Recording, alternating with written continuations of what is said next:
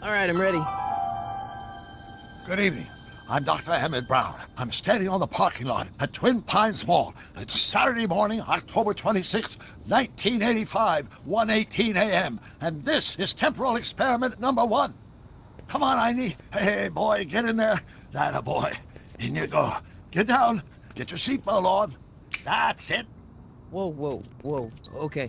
Please note that Einstein's clock is in precise synchronization with my control watch. Got it? Right, check, Doc. Good. Have a good trip, Einstein. Watch your head.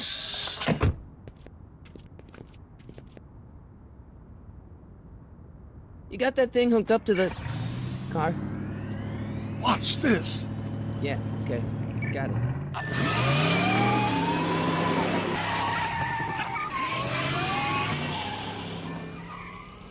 Not me. The car. The car.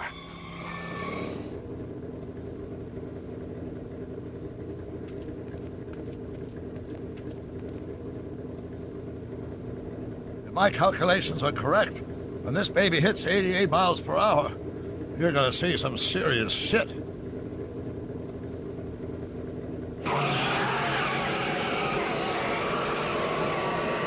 Watch this, watch this.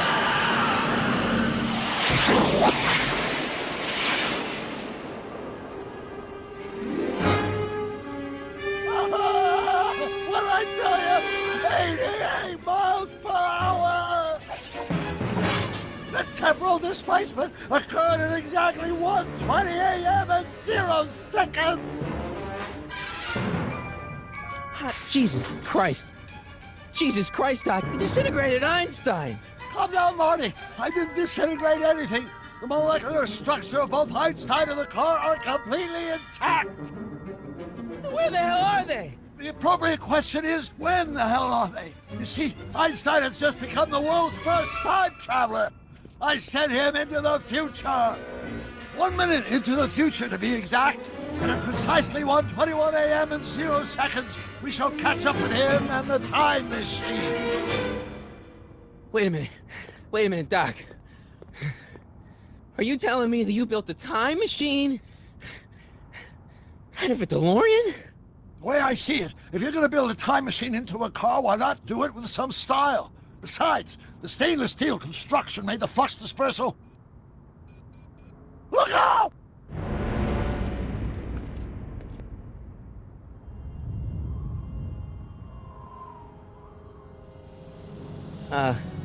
Doc?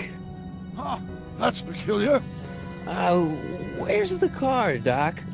It should have caught up with us 27 seconds ago. Doc, what happened to Einstein? No need for concern. It's probably just a minor miscalibration of the time circuits. Marty, could you get my notebook?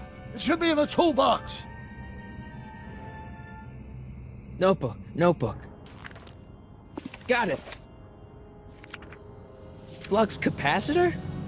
That's it! What the heck's a flux capacitor? My latest invention. The thing that makes time travel possible. In this notebook, I detail the nearly 3 decades of scientific breakthroughs necessary to build a working time machine. If it ever fell into the wrong hands, the consequences could be catastrophic.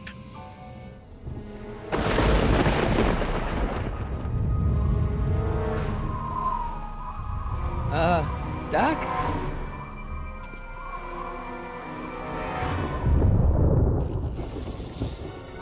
Great Scott!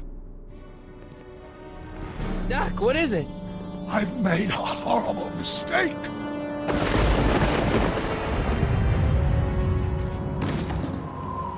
Doc! No! I'm sorry, Marty. Doc, come back! Doc! Doc!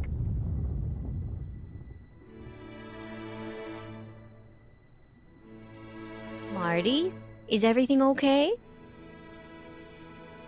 Yeah, Mom, it was just a nightmare. I was in the past, and Doc was there. Well, you're safe and sound now, back in good old 1986. But you'd better get up. Your father's waiting for you. Huh? Weren't you going to meet him over at Doc's? Holy crap, I'm late.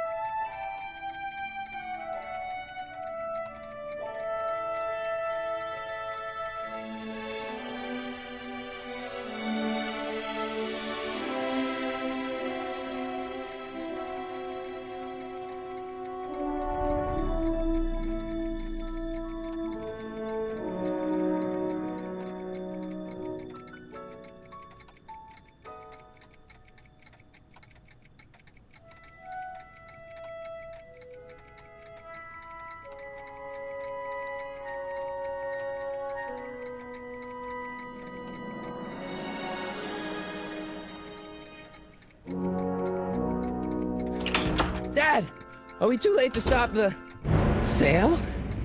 Better late than never. You wouldn't believe how much rare stuff there is back here. That's Doc's stuff. The city has no right to. Now, son, I know you're upset, but your friend's been gone for months, and the city really seems hell-bent on using his land for that new parking garage. And, hey, is that a first edition Jules Verne? It's just not fair. But at least things can't get any worse. Hey, Marty! Hi, Biff. Come to see if the old crackpot had any buried treasure? Doc built this model of downtown Hill Valley way back in 1955. The clock tower in the courthouse even works. What the? Is that Doc's notebook in there? Hey, that looks just like the courthouse. You gotta hand it to the old coot. He was good with his hands. Biff, can I see that a minute? This would look great in my fish tank. Give the old carp something new to nibble on. Come on, I saw it first. Yeah, I guess you're right. But I picked it up first. Give it here, Biff. Well, well, look at what we have here. Looks like plans for something.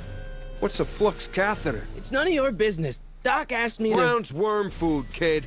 But this looks like it might be worth something. Ha!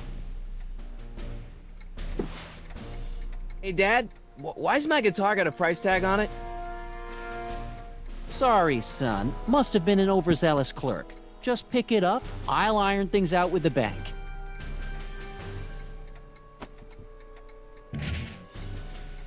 And now, something your kids are really gonna like. Thanks for warming them up for me, butthead.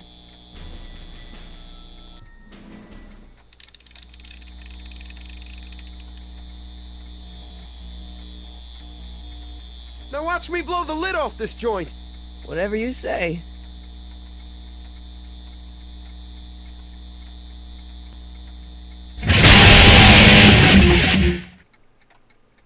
Rock on, Biff.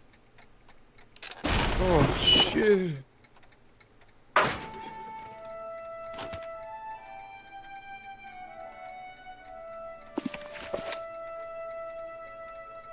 Doc, where are you?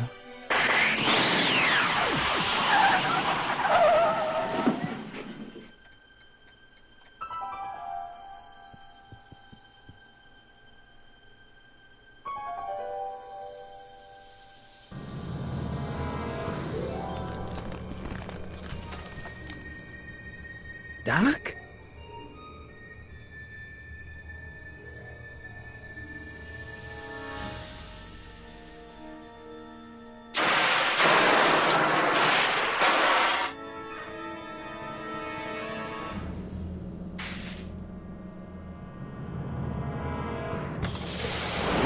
Einstein!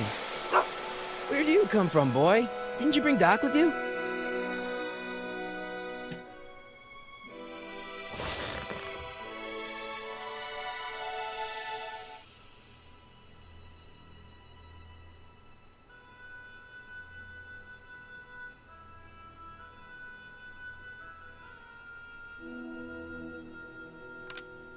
Marty? Ah! Marty, if you're hearing this recording, then the DeLorean's automatic retrieval feature is a resounding success. Automatic retrieval? In case of my failure to return to the DeLorean within an allotted time, I programmed the time machine to jump to these three-dimensional coordinates without me.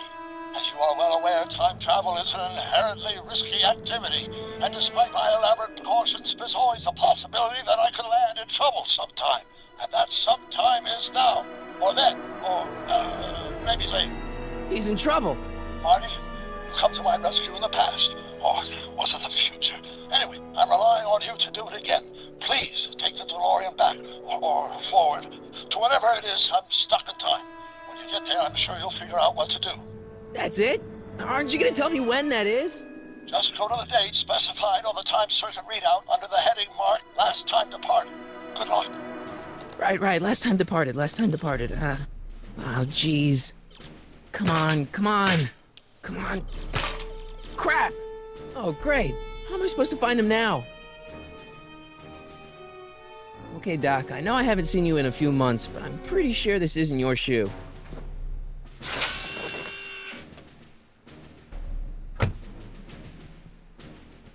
What do you know about this shoe, Einie? Great Scott! I think he's onto something.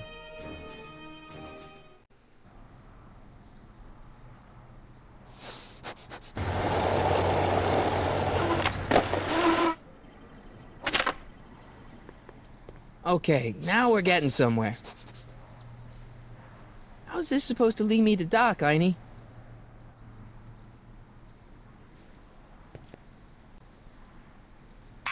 Step away from the door! Ah! Now, let me get a look at you. Einstein, come on! Just as I suspected. Hooligans! Get along now! Scat! E. Strickland? You aren't related to, Vice Principal Strickland, are you, ma'am? Not that it's any of your business, but I'm his sister, Edna. Oh, and you're one of those McFly slackers, aren't ya? Yes, what's old man what else has your brother been saying about me? Nothing I couldn't have deduced for myself, slacker. Can you let me in? I've got something to show you. What is it? Let me see. A shoe? Wow, now what would I want with a... Huh? Stay there!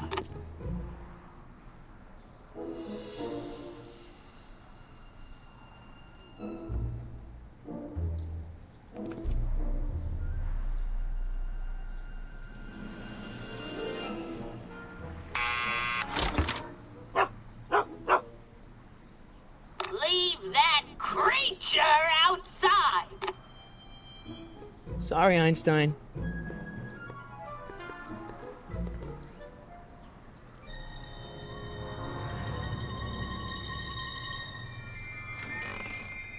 Well, took you long enough.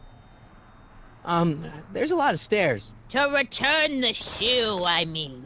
I lost it ages ago. You can put it down next to the other one. Much better. So neat and orderly. Yeah, I suppose you'll be wanting some sort of reward now. No, All I've got is tea and candy. But... I'm sorry I called you a hooligan. I try not to jump to conclusions, but after all, 9 out of 10 people in this city are hooligans. It's a fact. Look it up. Have a seat, Sonny.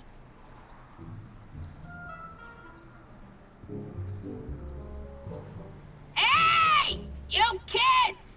Put out those cigarettes!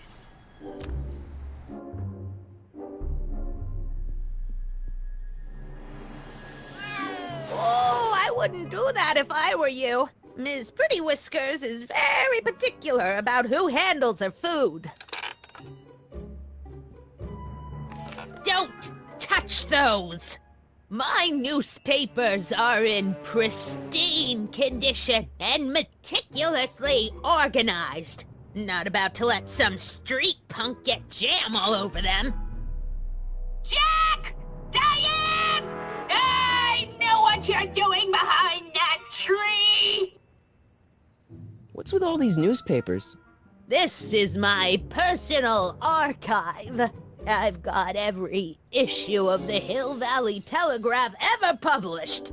Get out. Every single issue? From 1871 to the present. If it happened in Hill Valley, you'll find it in my stacks. Do you remember when you lost your shoe? Shoe? That shoe over there. Oh, that shoe! Huh. Aye, what a nosy Nelly! No one likes a busybody, you know. But Oh, fine, let me think about it. Yes, I remember. I lost it in a scuffle with a dog. When was it? Oh, yes, the day that speakeasy burned down.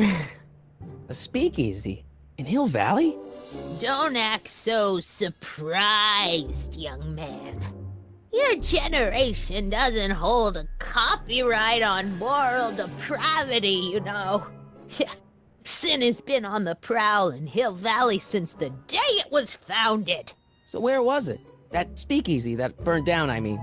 That was ages ago. If you're looking for bootleg hooch.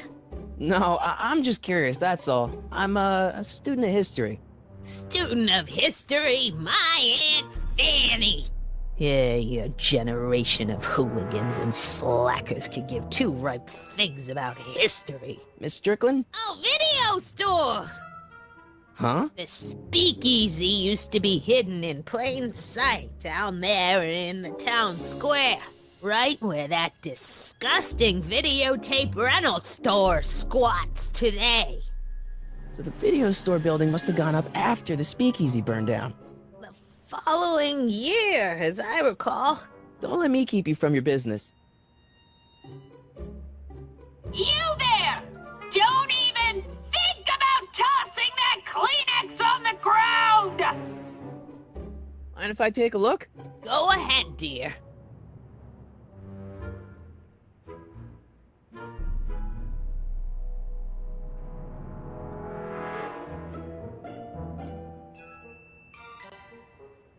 Rebuilt in February 1932.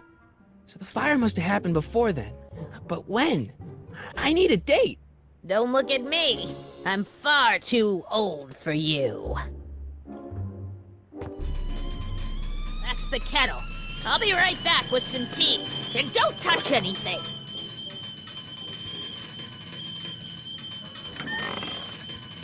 Let's see. Ground broken on site of former speakeasy. Singer vanishes. Hill Valley Expo delights crowd. Soup kitchen exposed. Here we go. Speakeasy arsonist slain. Legal procedure gave way to old-fashioned vengeance last night when a mob descended on the Hill Valley police station. The suspect in the speakeasy arson case, a drifter known as Carl Sagan, was pulled from his... Carl Sagan? It's Doc! Killed by a mob. What's the date? June 14th, 1931. Jeez, I gotta rescue him. My newspapers! Sorry, Miss Strickland. Let me... No! You've gotten my history out of order! Oh, do you know how long it'll take to fix what you've done? Oh, get out! Get out! Get out! Help! Police! I'm being attacked by hooligans!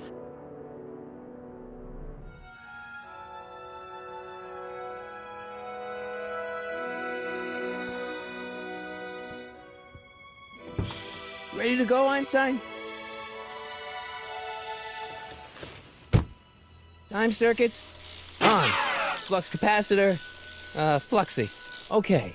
If Doc's gonna get killed on June 14th, 1931, I'll just show up the day before and get him out. I hope you know what you're doing, Doc.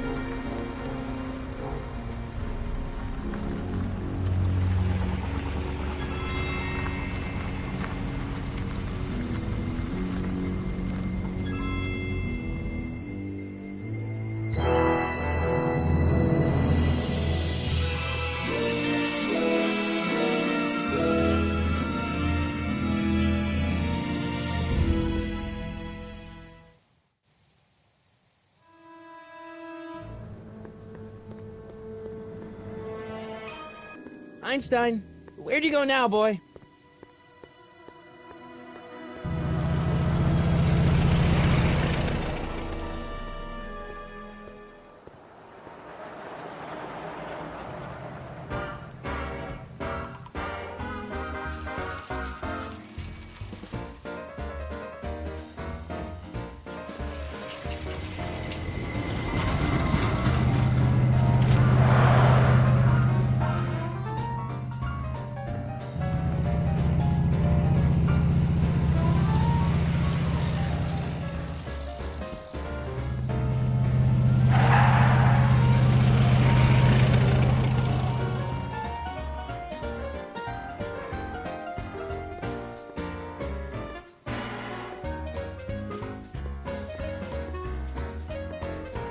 Young man! Excuse me, young man!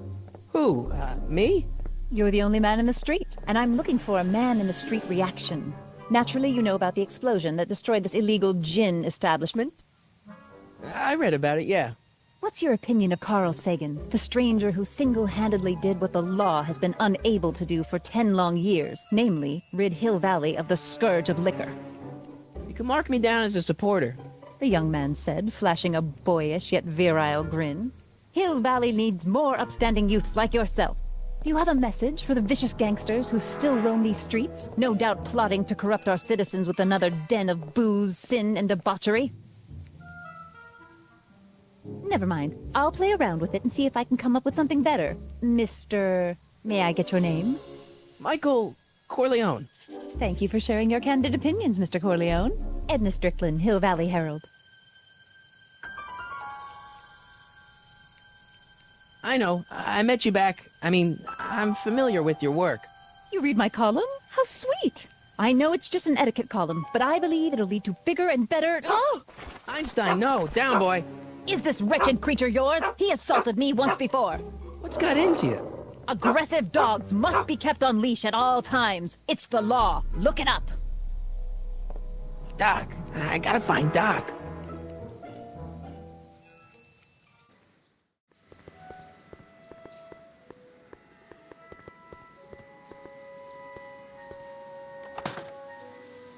Who are you and what do you want? Can I talk to, Carl Sagan? Are you his lawyer? No. Then scram.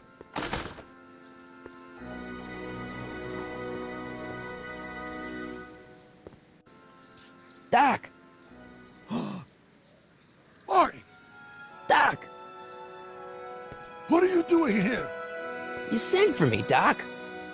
I did? When? May 14th, 1986. 1980? The automatic retrieval system, of course. I'd almost forgotten about that. So what's our plan for getting you out of here? Plan? We don't need a plan. We don't. Not in the slightest. The police picked me up for that speakeasy fire a couple of weeks ago, but the DA hasn't got a case. They're releasing me tomorrow morning. So basically, I traveled 50 years into the past to deliver your car? Sorry about that, but it's so wonderful to see you. We have a lot of catching up to do. Yeah, you might want to hold off on that, Doc. Great Scott! I'm going to be gunned down by gangsters on the steps of the courthouse. Why would they do that? Guess they didn't approve of my burning down their speakeasy. Very funny, Doc. Maybe now we should come up with a plan. A plan, right. But what? Why don't I take the DeLorean, go back in time before you were arrested, and stop you from getting caught in the first place? Don't even think about it. Without my unjust incarceration, the events that sent you into the past might never happen, resulting in a paradox of continuum shattering proportions. Jeez, we've been back together for 5 minutes, Doc. You're already talking about the end of the universe. I've missed that. Don't be ridiculous, Marty. I was only referring to the end of the universe as we know it. Well, I suppose I could just get some dynamite and break you out of jail. No, that's far too dangerous. Not just to me, but to random innocent people in the past. The repercussions could be... That's it! What's it? My rocket-powered drill. You have a rocket-powered drill? Not yet. I haven't built it yet. You've lost me, Doc. Listen, a few months ago, my 17-year-old self sent in a patent application for a rocket-powered drill. I abandoned the project after I never heard back from the patent office, but the prototype should be nearly complete. Great, I'll just run back to your lab and... No, I said nearly complete. You'll need me to help you finish it. How the hell am I supposed to sneak a half-finished rocket-powered drill into your cell? Not me. 1931 me. Wait a minute, Doc. You want me to convince your 1931 self to build a rocket-powered drill to break you out of jail? Precisely. How am I supposed to convince your younger self to finish the rocket drill? Just tell him I need to break his older self out of jail? Absolutely not. Whatever you do, you can't tell my younger self anything about time travel. I won't come up with the inspiration for the flux capacitor for another 24 years. Then what am I supposed to... Just be your charming self. From what I remember, I'm a pretty easygoing kid, so enlisting me in a scientific adventure should be a piece of cake. Okay, let's say I go along with this crazy idea. Where can I find you? I mean, the other you. How should I know? It was over 50 years ago. Why don't you go over to the soup kitchen next door and give my house a call? They'll know where to find me. Soup kitchen. Got it. Just stay away from the soup. It'll cause irreparable damage to your digestive system.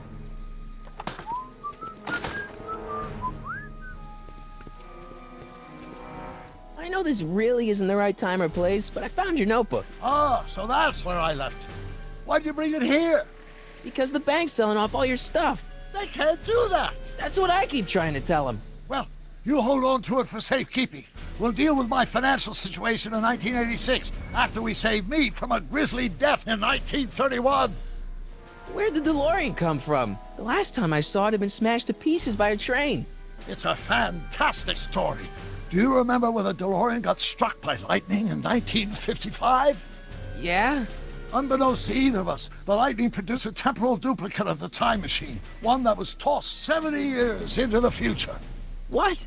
I found out about it during a trip to 2025 and recovered it just in time to stop Griff Tannen from vandalizing the time stream. Heavy. So that DeLorean... It's for all intents and purposes the exact same machine as the original, plus or minus little bells and whistles I've added over the years, of course. I guess I better get started. Don't worry, Doc. I'll get you out of here in no time. I'm not worried. Once you and my younger self put your heads together, you'll be unstoppable.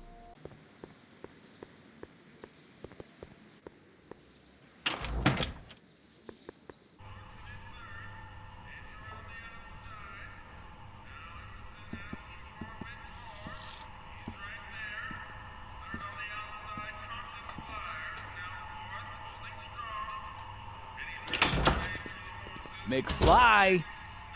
Biff? Kid! Grandpa? That's Mr. Tannen to you, Artie. What are you doing out here? Well, I was getting kind of hungry, so I figured I'd come down here for some free soup. Just thought I'd come down for some soup. Think, McFly. The DA's throwing around subpoenas like Babe Ruth. I don't think Ruth's a pitcher anymore. Shut it. If one of those subpoenas landed in the hands of my number cruncher, I'd be in a whole lot of trouble. I could even get sent up the river. You wouldn't want that, would you? Would you? No, of course not, kid. All right, that's better. What are you looking at, punk? Keep your eyes on the soup, kid. Well? Well, what? What are you still doing here? Sorry, kid. I'll just run back to the safe house. You do that. And McFly, Yes? that hat's too flashy. You better let me hold on to it. Now scram! You got it, boss. And don't come out until I give you the all clear. I swear, if even one of you mooks could add 2 + 2 without your fingers, I'd dump that wimp into the lake. Hey! Anyway, I'm off to make myself irresistible. Don't let anyone burn down the shop while I'm gone.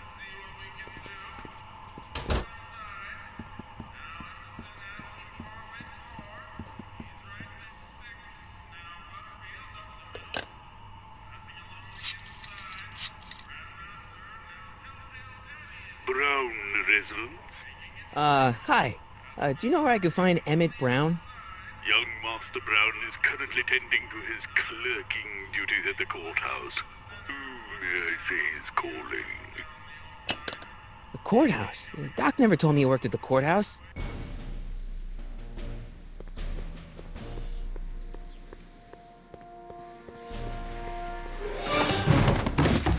Don't touch those! These are very sensitive legal documents. Nobody is supposed to handle them but sworn officers of the court. Papa, I mean, Judge Brown says so. Judge Brown? Doc. Nice to meet you. I'm Michael, Corleone. Emmett Brown. But I am a law clerk, not a doctor. Now please get out of my way. I have important business to transact.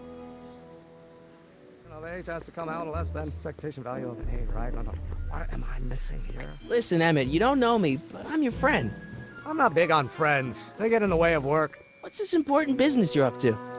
It's a legal matter, very complicated, very abstruse. I need to obtain 5 sets of initials on every copy of this writ of indemnification before before Judge Brown can even think of granting a waiver to the party in the first part. You have no idea what it's about, do you? That's how important it is. Listen, I understand you're working on a new invention in your lab. Invention? You must have me mixed up with somebody else. I'm in law. I have absolutely no interest in science. The constant mass of acceleration is reduced by the inverse of its derivative of the speed relative to the speed of light. Doc! Morty! How goes the escape plan? Well, I met your younger self. Great! And I gotta say, you're kind of uptight. What? You won't even talk to me. I find that hard to believe. Tell me what happened.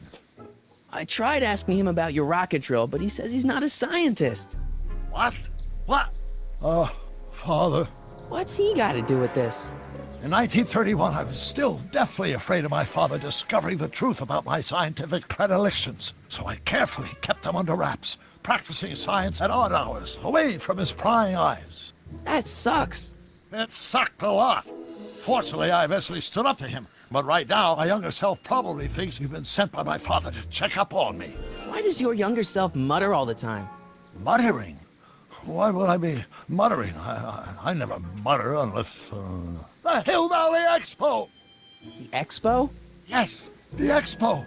How could I have forgotten? In a few months, the younger me will put on a demonstration at the Hill Valley Exposition, my first public foray into the world of science. Everyone in town will be there, including a number of noted inventors who shaped my career. So, it was a big success? No, it was a miserable failure, but it was a spectacularly miserable failure, one which marked my transition from an amateur garage scientist into a professional seeker of truth. What does this expo have to do with you muttering all the time? When I was younger, I used to relieve stress by working on complex mathematical conundrums.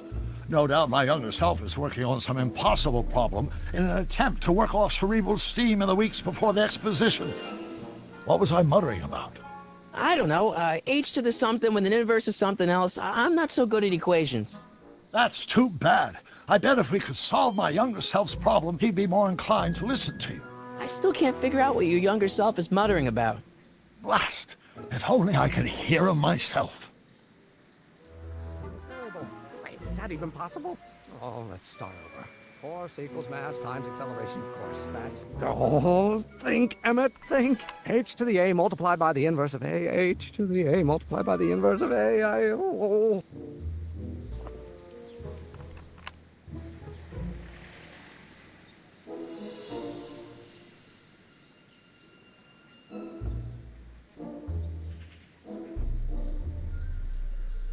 Doc! Morty! How goes the escape plan? So, Doc, does this ring a bell? Oh, think, Emmett, think.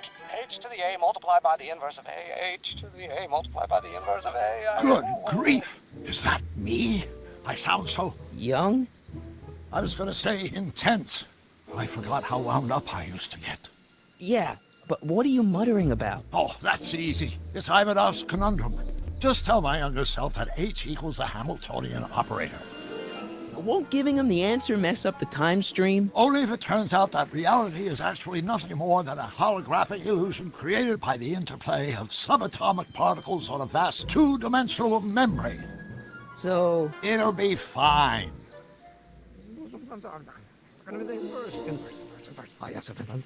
Will you just give me a chance? Harassment's a federal crime, Mr. Corleone. Maybe H equals the Hamiltonian operator.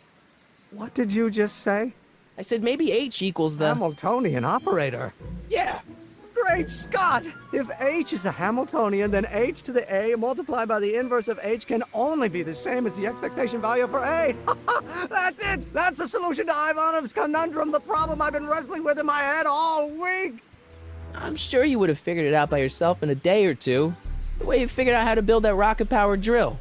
Where did you learn so much about science? Well, it's like this. You know about my rocket-powered drill? Then there can only be one explanation. What? You're from the patent office. I confess I didn't quite know what to expect when I sent the paperwork, but I never expected this. Welcome! I'm at your service. What can I do for you? Can I see your rocket-powered drill? Of course, of course. Naturally, it's just a scale model, but it's nearly operational. I can show it to you, say, first thing in the morning? Nah, that's no good. I need to see a full-size model. That's fully operational. Tonight. Otherwise, we'll have to award the patent to a competing inventor, Dr. McCoy.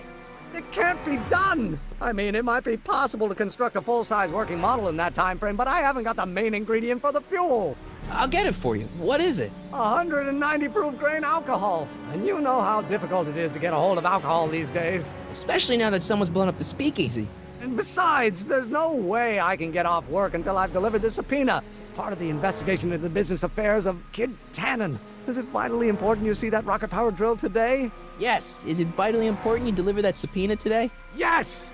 Listen, I'll help you deliver it, and I'll see to it you get the alcohol you need. It'll help you get that drill finished by tonight. Deal? Deal. Here's the subpoena. I've got to subpoena my grandpa? It's Kid Tannen. Hey, I just saw him at the soup kitchen, yelling at Arthur McFly. I'm not surprised. Arthur does the books for his business. What kind of business? That's what the DA is trying to find out. Let's go talk to him. No! Why not? Kid Tannen can tell us where Arthur's hiding. Yeah, well, he can also have us fitted for a Chicago overcoat.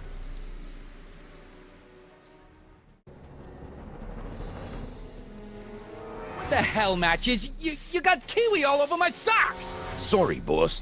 Get out of here. How about you? Huh? I'm sitting at a shoe shine booth. You walk up. Either you're here to shine my shoes, or you got a death wish. Which is it? I'm looking for a guy named Arthur McFly. He's my, sort of a relative. He's my employee. He's very busy today. Since you're Arthur's boss, you know where he is, right? He's at the, office. Where's the office? I forget. Isn't that Arthur McFly's hat you're holding? It was McFly's hat. Now, it's my peanut ball. Can I have some peanuts? Why not? I'm a magnanimous kind of guy. Go ahead, knock yourself out. Hey, kid! Yeah? What the hell is that? Hey!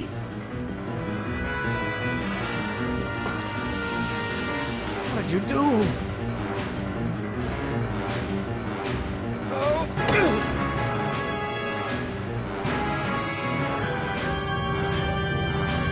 Give me that hat, you lousy crook! Emmett!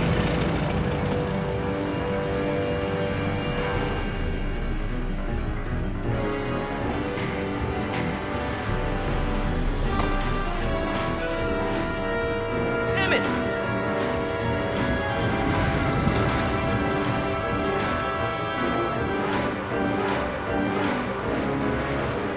Nobody makes a monkey out of Kid Tannen!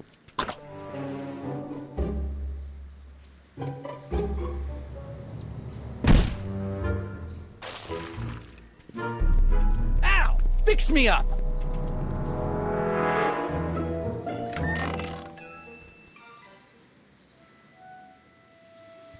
Where'd you learn how to move like that? Sandlot football. They used to call me the Streak. Get out! Hey, honey, come here for a sec, boy. Hey, boy, can you find the guy who belongs to this hat?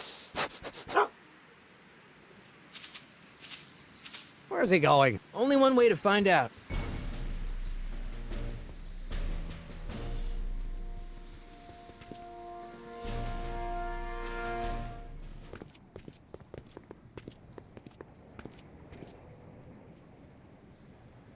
Huh, deja vu.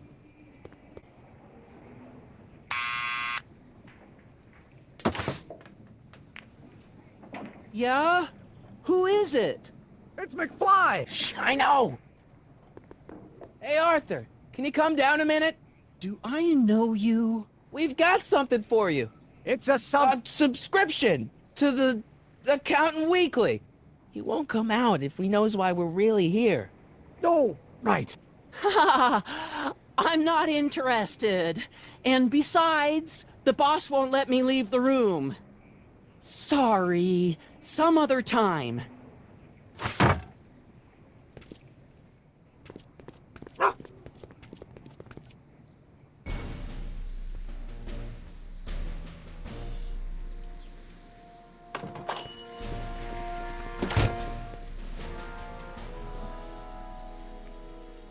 Well, well, look who's back!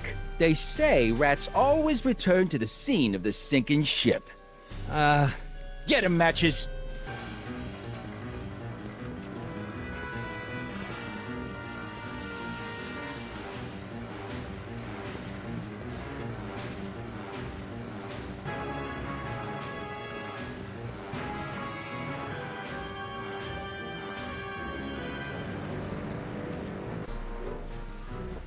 What do you think you're doing up there, you scrawny little runt? Get down here right now! Einstein, help! Lay off! Get away from me, you crazy nut! Go away, dog. We're busy here. Go on, scram. Hey, where'd he go? You let him get away, idiot!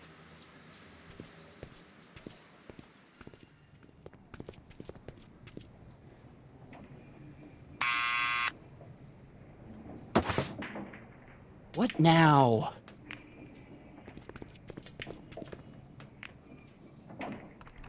What do you think you're doing up there, you scrawny little runt? Get down here right now! It's Kid. Right away, boss. Where's Kid? Arthur McFly, Yeah? got something for you. Thanks. A subpoena? Ordering you to appear in court and provide evidence in the investigation into... Kid Tannen? Take it back! You can't get rid of it, Mr. McFly. Once you've been served, it's your duty to report to the court at the earliest possible time. Failure to do so could lead to a warrant for your arrest. Arrest! But Kid'll kill me. Stupid Artie. Holy cats, what am I gonna do? I suggest you avail yourself to the protection of the court. Oh gosh, oh gosh.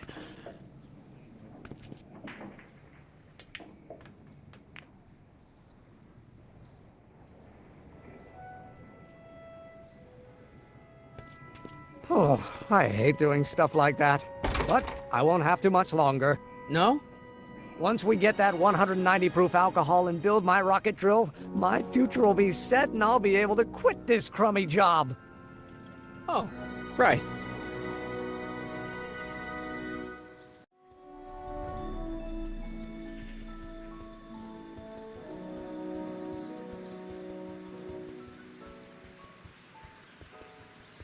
We'll score that hooch somehow. I'll keep cogitating. Hey, Miss Strickland. Oh, hello, Mr. Corleone. Try not to draw any undue attention my way. I'm on the trail of a hot new scoop, as we in the newspaper business say. What's the scoop? I've heard rumors that something shady is going on at the Sisters of Mercy soup kitchen. It's under new management, you know. And oh, we mustn't jump to any conclusions, not till the facts are in. I hope to heaven it is just a rumor. That soup kitchen is the front line in the good fight. If it goes bad, what will happen to the Stay Sober Society? Not to mention all the charitable institutions that depend on me for soup deliveries. You make hot soup deliveries? It's one of my many small contributions to the good cause. Healthy bodies, healthy souls, or so one hopes. I pick up barrels of hot soup at the kitchen, and I deliver them hither and thither. What's the Stay Sober Society? You haven't heard of the SSS? They do the most marvelous work, taking hopeless drunken bums and turning them into former hopeless drunken bums. I'm one of the founding members. And not to say that I was ever, well, you know. Anyway, we've always met in the cellar of the Sisters of Mercy soup kitchen, but for some reason the new managers don't want us down there, so we're stuck. We've got nowhere to meet. I know a place where the Stay Sober Society can meet. Oh? Where? The Brown residence. You mean Judge Brown's place? Yeah, I happen to be good friends with his son Emmett, and he's told me the judge would love to lend his place out for, you know, good causes like yours. Really? Why, that's the most generous, public-spirited offer I've received in a month of Sundays. Please tell your friend Emmett we accept. I got a book.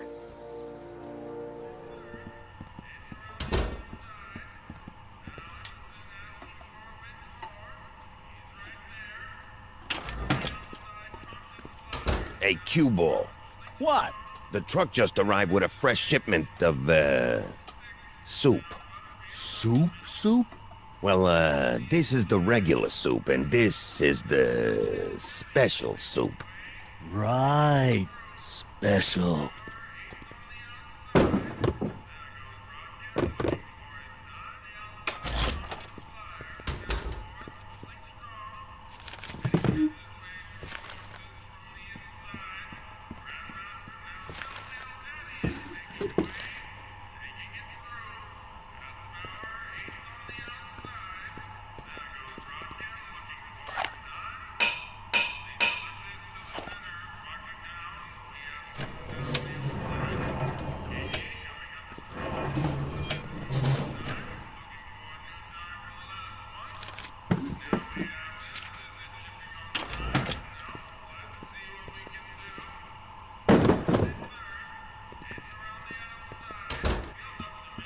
Any ideas about how to get the hooch? One might come to the conclusion that the hooch is being hidden in some of those barrels. You're probably right, but which ones? Now, if I could get my hands on some of those barrels, I could weigh them and compare their specific gravity. Obviously, this kitchen isn't the speakeasy. Indeed. This must be some sort of front meant to cleverly and legally obfuscate the existence of a hidden establishment of ill repute. Perhaps in the basement. Right, that might explain the elevator. Excuse me, You talking to me? what's a tough guy like Kid Tannen doing running a soup kitchen? Mr. Tannen purchased the soup kitchen from the Sisters of Mercy in an effort to repair his reputation as a respectable community figure after his fine name was besmirched by the malignant and malicious the actions of the misguided vandals that done burned down his place of business. His speakeasy. I cannot confirm nor deny any claims of so-called illegal bootlegging at the Just eat your damn soup, pipsqueak. Can I have a bowl of soup? We're a soup kitchen. What do you think?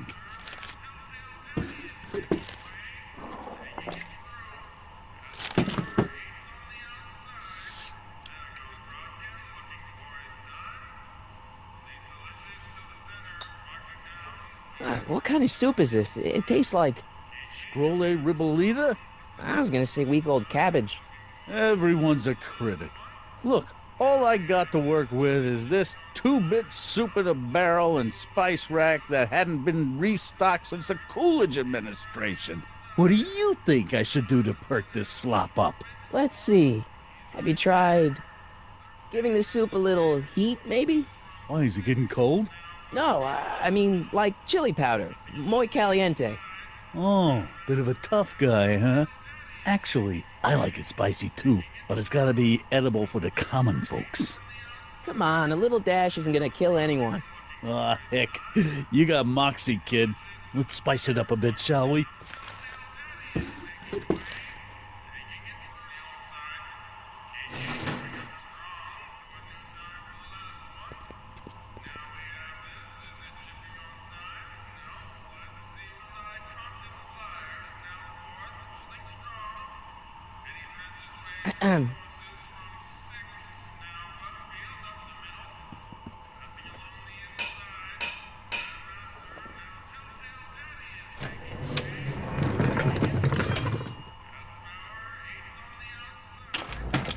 Ah, Miss Strickland, come for some more soup?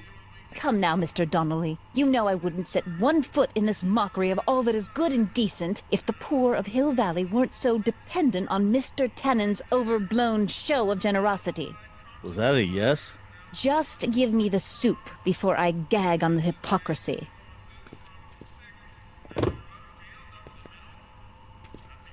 I'll tell the boss you said hello. I'll just bet you will. Edna picked up the barrel of hooch. Now all I have to do is to get it from her somehow.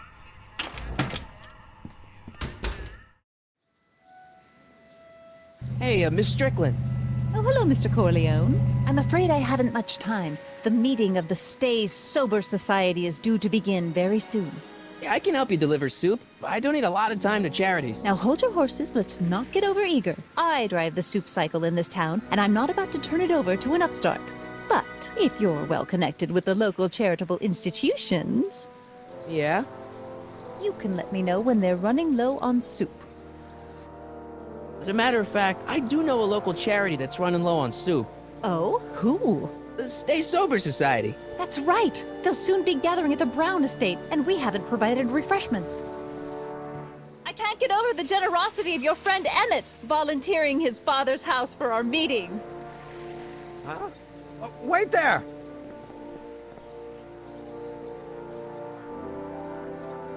Michael! What in the name of Thomas Alva Edison do you think you're doing? Don't you get it? You need alcohol to run your drill, right? Those bootleggers at the soup kitchen won't let us get our hands on any of their hooch. But we can get Miss Strickland to pick it up for us and deliver it right to your door. No, out of the question. Why? I can't just let strangers invade my parents' house. What do we know about these people? They're sober. It says so right in the name. Well, okay, but Pop needs his peace and quiet at the end of the day. This meeting is sure to be too noisy for him. They'll be quiet. You'll be quiet, right? Oh, yes! I play my tambourine very softly. You hear that? Yes, but what? But it's still impossible. Okay, forget the whole thing. We don't have to test your rocket-powered drill tonight. We don't? No. I'll take the train back to Washington and I'll tell the folks at the office to give the patent to Dr. McCoy. Wait!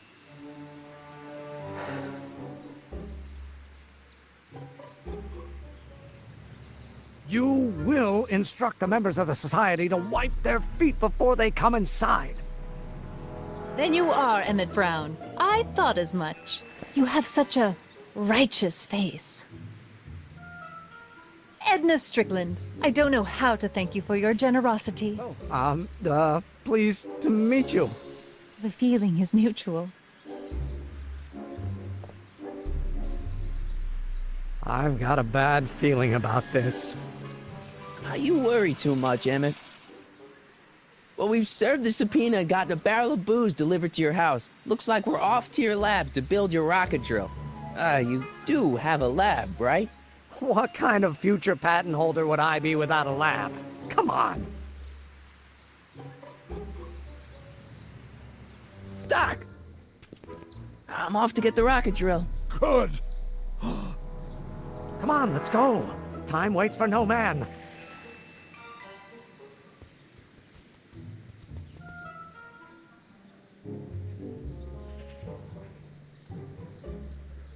Are you sure this is gonna work, Emmett? Don't let the ramshackle nature of my laboratory fool you. If all goes according to plan, we'll soon be in possession of the most powerful rocket fuel known to man. That's great. How? Well, it's very simple. This crankshaft induces a powerful direct current into the electrolysis chamber, producing hydrogen, which must be periodically released into the primary distillation barrel. While tending to the hydrogen, we'll also need to regularly sprinkle these shredded protein flakes into this aquarium of tuber bacteria to generate the necessary nitrogen to catalyze the reaction. Cool. Oh, hot! Extremely hot! The temperature of the reaction must be kept at a steady temperature of 623 degrees Kelvin by carefully pumping these bellows. Any questions? Emmett? Why is there a brace of drunkards gathering on our lawn? Sweet fancy Moses, it's my father! So? So, he doesn't know I'm engaging in acts of scientific exploration in here. He thinks this is where I go to pour through my law books. Oh. You tend to the reaction. I'll try to get rid of him. Tend to the what? Can't we just start over after he's gone? It's too late. The reaction's already started. Don't worry. I'll try to help you out where I can. But... coming, Father! Father! Don't you father me, child. This may come as a shock to you, Pop, but not everyone wants to be a lawyer.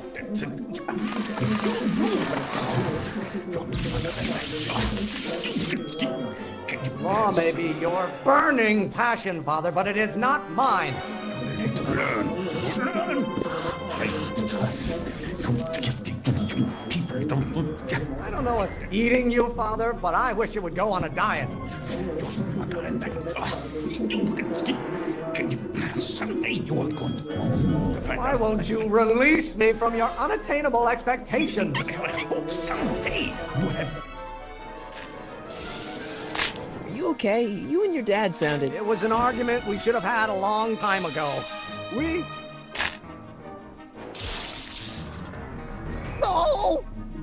Oh. What?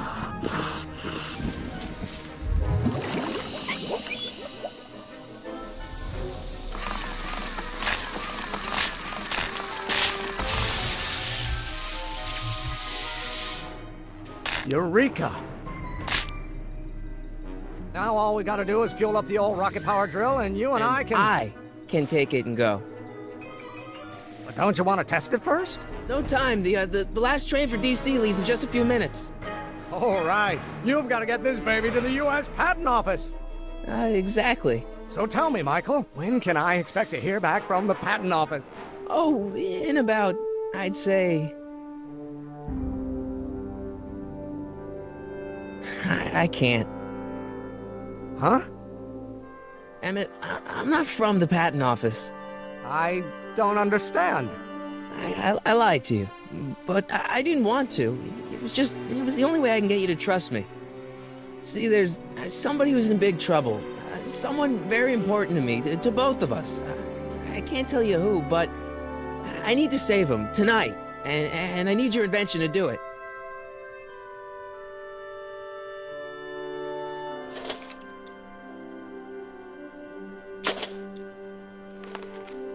I'll get it back to you, I promise.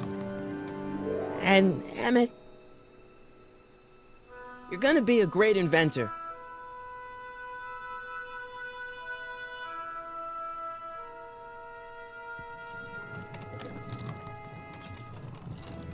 Wait! Keep the throttle at about 8.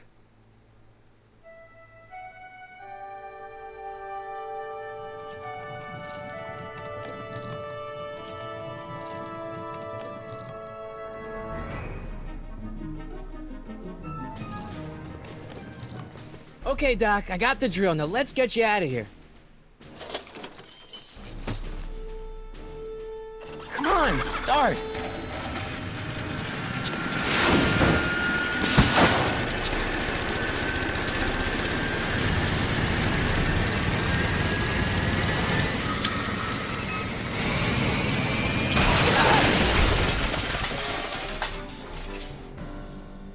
Mr. Corleone! You're too late! Too late? The Doc's not supposed to be... Doc! They're moving him to another facility for safekeeping! Oh, I better go get a quote from the police chief.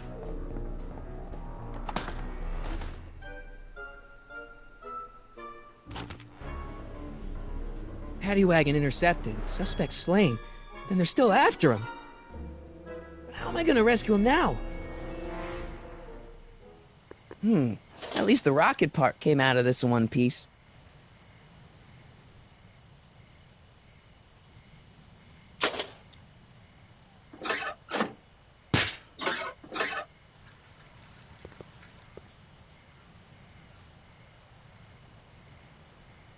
All right, I'm coming, Doc.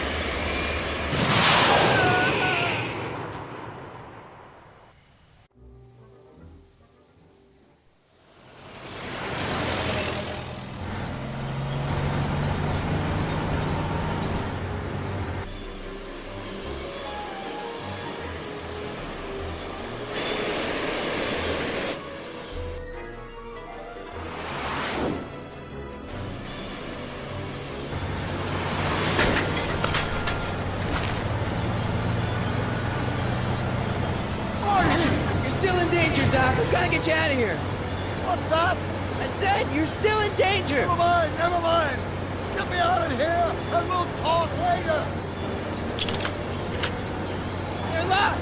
I know.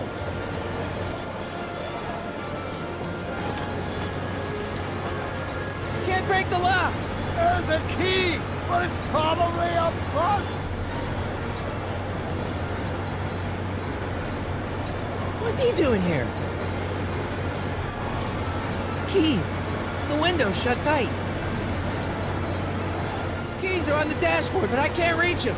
You need a protection appurtenance. What? A reach extender.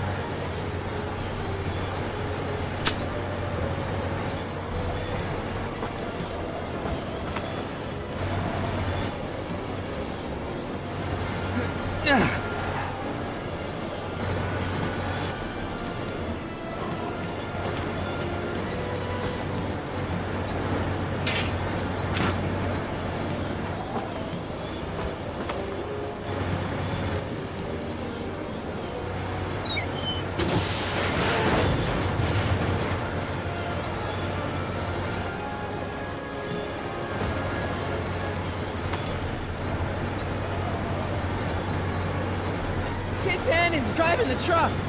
Kevin, that explains a lot. I need a distraction. Leave it to me. Hey, driver. You're driving too fast. Watch how you take those curves. What are you trying to do? Kill me? And I find this seat distinctly uncomfortable. Do you have a pillow I can sit on? You! Thanks, Doc. I guess that's why they call you the Street. How did you know that? I have my sources. Stand back, Doc. Marty!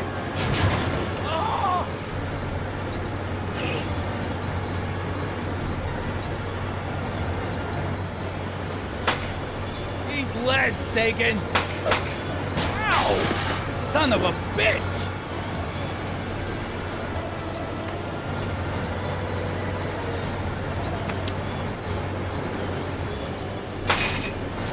Oh! This is a rescue! That's the idea. The throttle. What? Oh!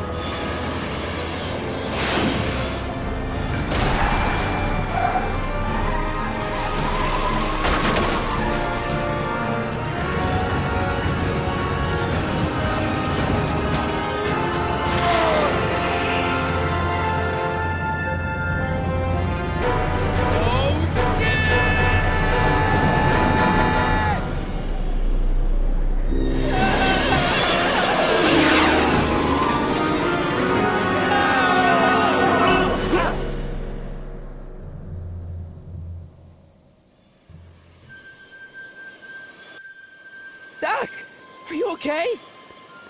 I'm fine. But I wonder what sorts of bizarre repercussions my younger self's invention of a flying bicycle will have on the timeline. Did you know that would happen?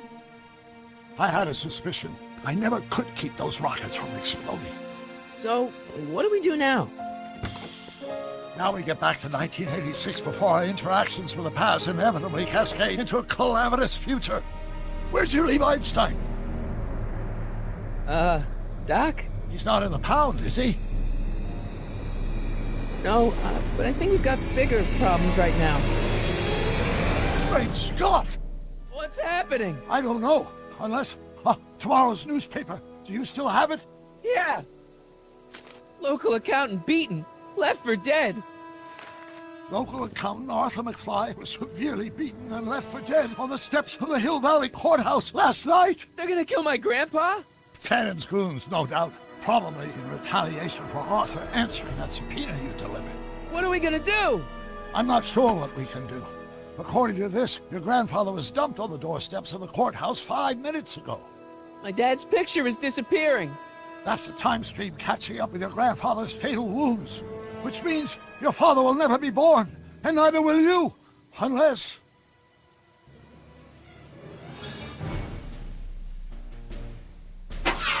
When did you last see your grandfather? 4 o'clock, in the town square. Let's give him enough time to make his deposition. Right. We'll have to be careful not to run into ourselves. That shouldn't be a problem in your case. I mean, you were in jail. All right, let's get moving before the police find us. Freeze! Ah, Step out of the car with your hands up.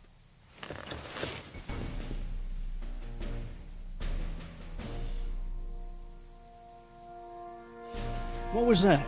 what was what? Crap! I heard something back there. I think you're mistaken, officer.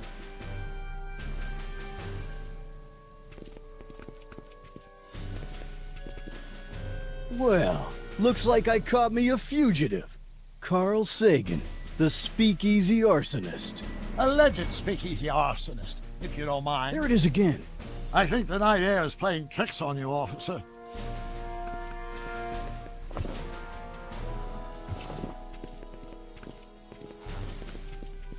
What is it, some kind of foreign job? German or something?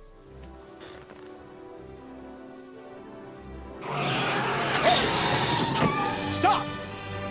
Stop! Go! Save your grandfather! I'll be fine until you get back. You got it, Doc.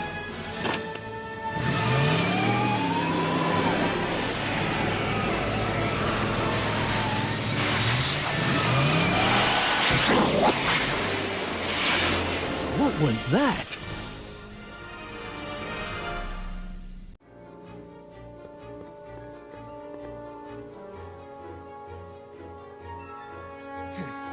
$4.55. Artie's got to be in there somewhere, spilling his guts to the DA. There he is. All I got to do is get to him before... Mr. Corleone! I was wondering if I could do a little follow-up interview with you about the plight of poor Mr. Sagan. My sources indicate that Judge Brown will be setting him free tomorrow. I wouldn't bet on that. What's that?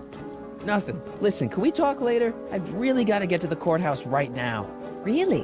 Why? My grandpa's being sued for alimony by his niece. It's complicated.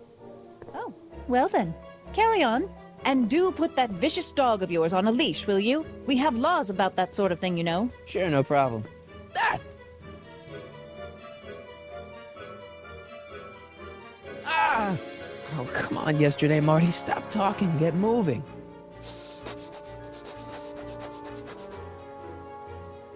Einstein? Einstein, what is it, boy? Go away, boy! Crap!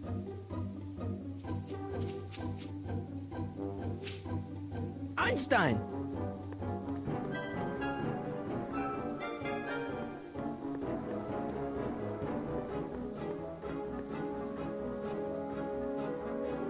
Is it a squirrel, Einie? You want to play? Okay, let's play. Go get her, Einie. You! Oh! Get this mangy animal away from me! Come on, Einstein. Get away from the nice lady. My shoes! Einstein, no. Oh! Way to go, Einie. Now to get into that courthouse and grab Artie before Tannen's guys. Ah! Ah!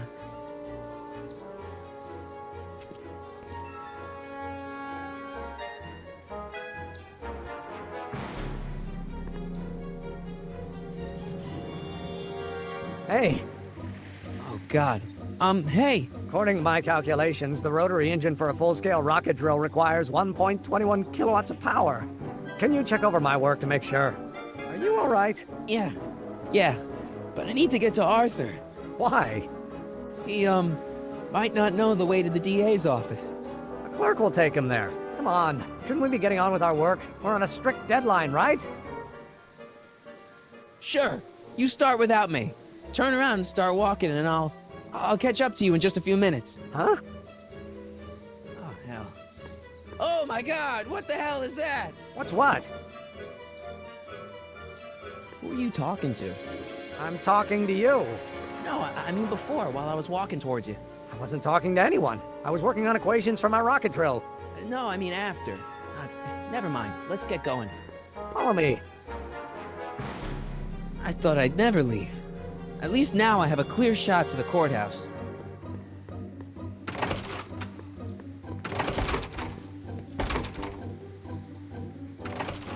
You gotta come with me. Look, you're in a lot of danger. What do you mean I'm in danger? No time to explain, Artie. Just promise me you'll stay at the police station until... Artie McFly. Just the guy we're looking for. Hey, fellas. Run! Get him!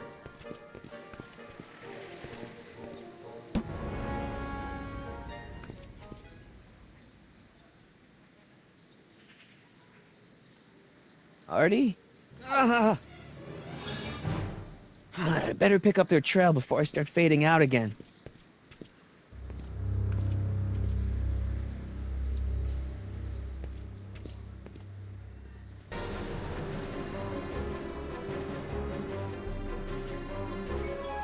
Looks clear. All right, McFly. Let's go see the boss.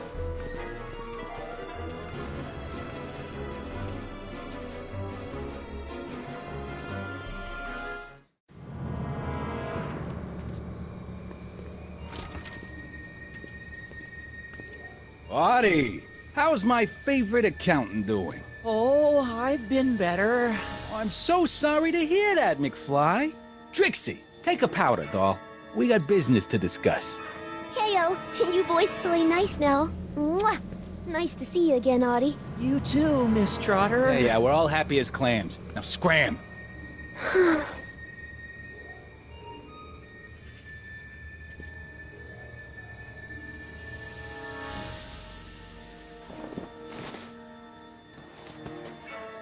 Are you guys stupid? What are you thinking, bringing this fish food to my doorstep? We just thought that was your first mistake. Thinking. Look at me. Do you ever catch me thinking? Huh? Don't answer that. Look, just drag him inside, find out what he told the DA, then get rid of him. I think we can handle that. Good. Now, if you don't mind, I've got an arsonist to snuff out. And will one of you slobs start hauling these crates in? We're on it, kid.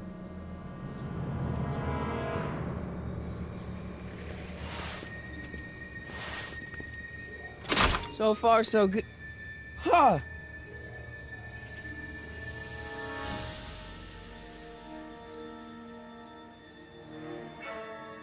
I better get in there quick. Contents. One winged goddess.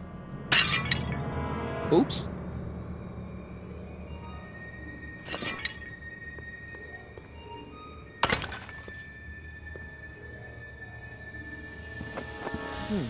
Nice fit. Here goes nothing.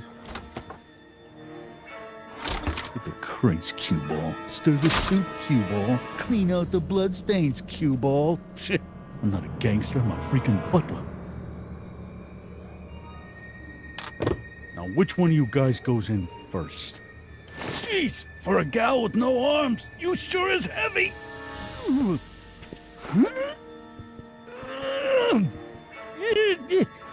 Whoops. Ow! Do you mind? I'm trying to conduct a professional interrogation over here. Where should I put this? Just shove it behind the bar. I'll just shove you behind the bar.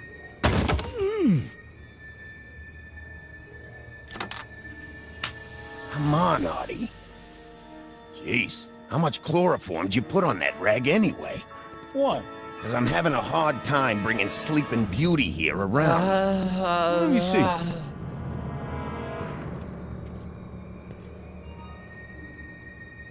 Hey, Artie! We got a few questions about you and the DA. DA. D.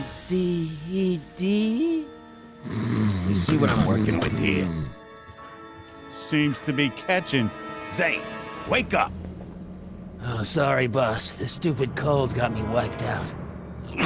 Well, try to stay awake long enough to finish that poster, will you? We got a club to open in a few days. And turn off that sign, would you?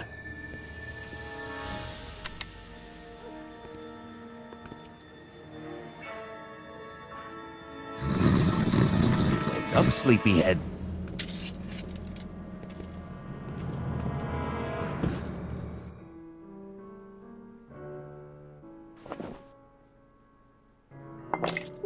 No wonder Artie's so out of it.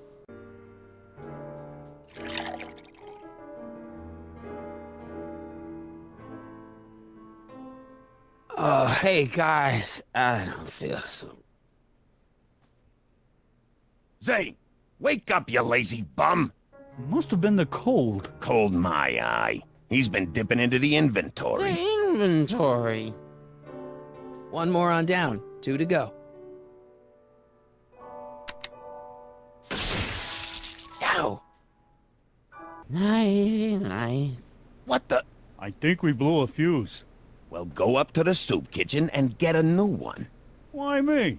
You'd rather hang around and talk to this guy, huh? 3 days are here again. Yeah, I'll just get that fuse.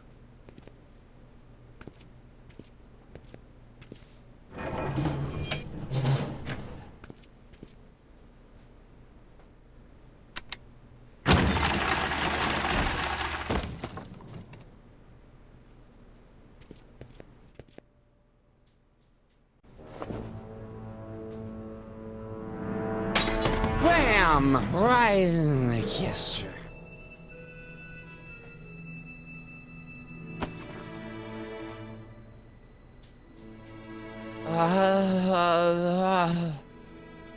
Hey, you. Wait, do I know you?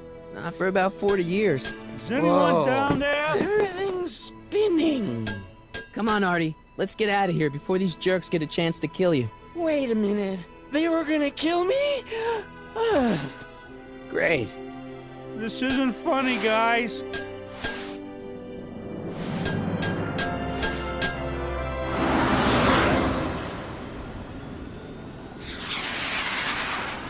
Perfect timing. Hang on, Grandpa. We've got a pickup to make.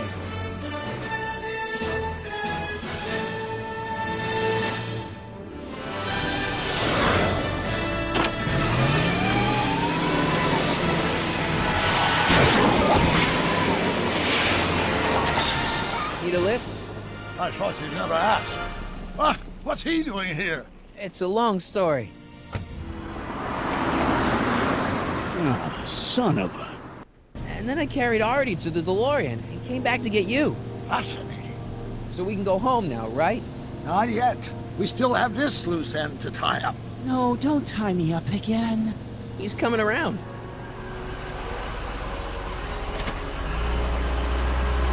Please be careful. You won't be safe in Hill Valley as long as Kit Tannen remains at large. Don't worry, I'm going far away from Hill Valley, and I'm never coming back. No! He's got to hook up with Grandma. What's her name? It's Sylvia. You know a woman named Sylvia? No. Well, she knows you. We'll know you. It's vitally important that you two meet. Oh, I get it. You want me to be part of some undercover sting operation. No, possibly. Yeah. Are you G-Man? Uh-huh. Something like that. Sure, anything for Uncle Sam. I'll stay nearby and wait for this Sylvia. But in the meantime, I'll lay low. Good man. When can I expect to see you? That was a close call. You think he'll be okay? You're not fading out, are you? Besides, Arthur will be completely out of danger come August 25th. August 25th? That's the date Kit Tannen is finally put behind bars. How's that picture of your dad? Still there. Good. Let's get out of here before we accidentally elect Hoover to a second term.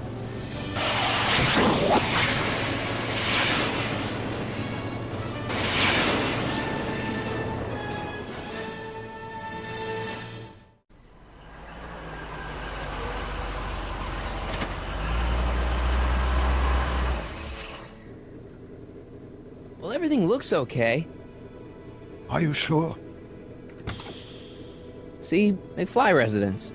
So, want to come in? Maybe hang out a while? I want my dad to see for himself that you're still around. I'd love to, Marty, but... You've got to go. I understand, Doc. You've got a life to lead, kids to raise and all that.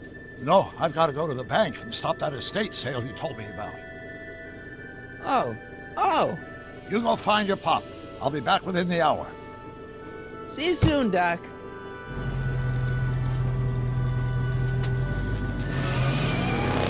All right.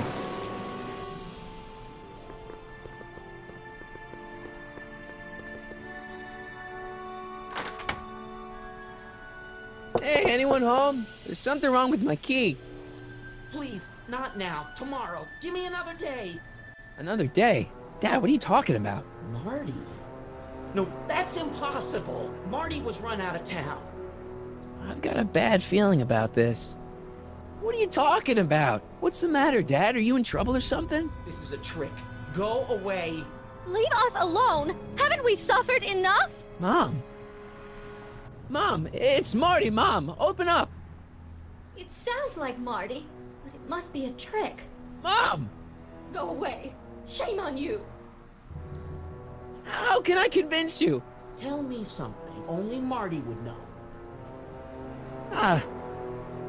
When I was 8 years old, I set fire to the living room rug. That's right. Oh my lord, what are you waiting for, George? Let him in! Stupid locks. Marty! Oh my God, Dad.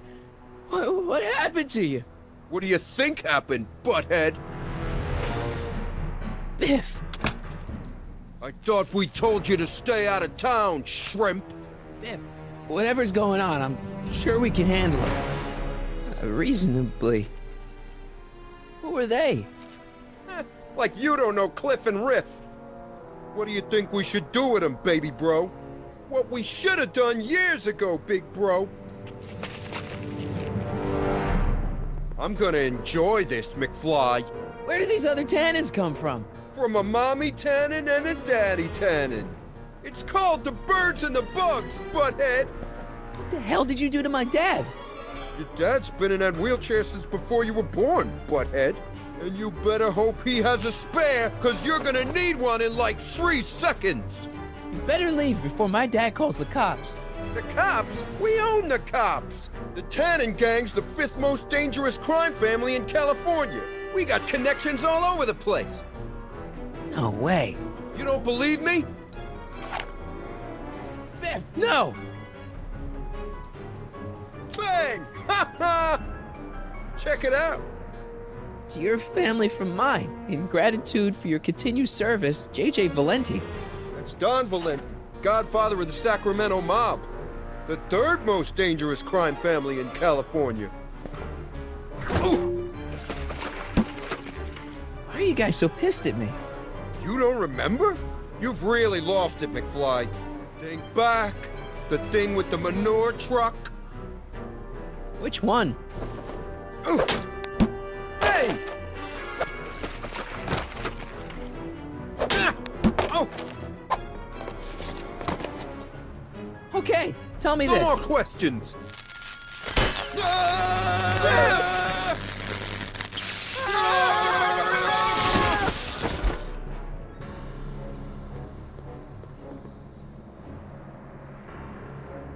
Piece of cake.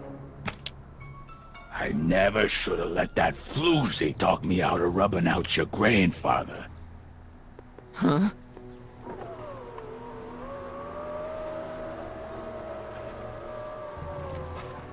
Kid? No one in Hill Valley messes with the Tannen family.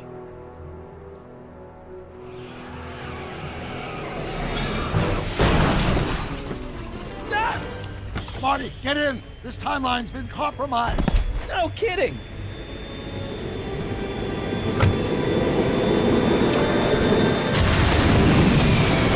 Somehow, something we did in 1931 allowed Kid Tannen to escape his date with justice. As a consequence, the Tannens have been unchecked in Hill Valley for over 50 years. Ah, jeez, they robbed the arcade? We've got to go back to the day Kid Tannen was supposed to be arrested. Figure out what went wrong and fix it. Otherwise, you could be forever stuck in a town owned by the Tannens. Not an option, Doc. Punch it.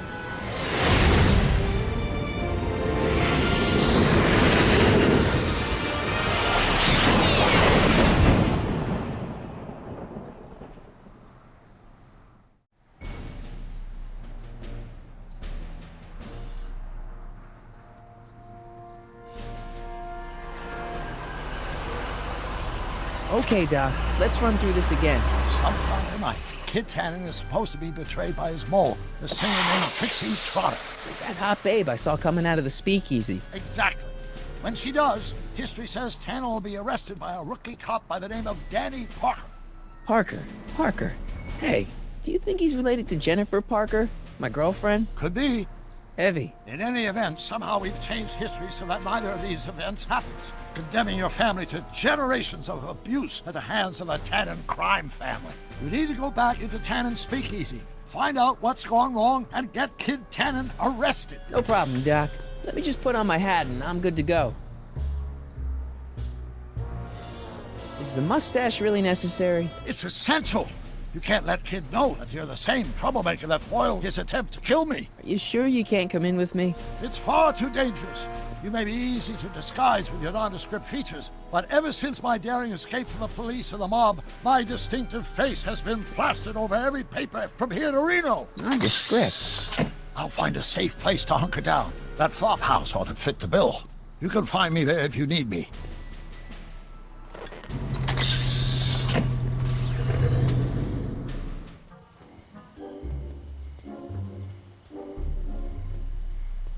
Pardon me, sir.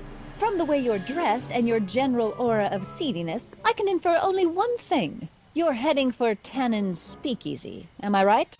Yeah. Can't you tell me the way? Down. Straight down. The last stop before the inferno. Unfortunately, I don't have the power to stop you, but I beg you to tarry here a few more seconds and listen to my song. Me, me, me, me, me. You say you've lost your self-respect, but you should care. What in heaven's name? Oh, sorry, Miss Strickland. Just a little experimental prototype gone momentarily awry. Mr. Brown, why is there a dog in that vehicle? Why? Well, to advance the human condition, of course. Hello, Mike. Mike? Mr. Corleone, what are you doing in that getup? I'm going undercover. How exciting! You'll have to give me an exclusive sometime. Right now, I've got some souls to save. And you'll have to get an eyeful of my newest experiment. You're not angry about the rocket drill? Water over the bridge. I've moved on to bigger and better things. Come by the gazebo when you get a chance. I'll be setting up. You won't believe what Einie and I have been up to. Famous last words. All right. Now where's that speakeasy?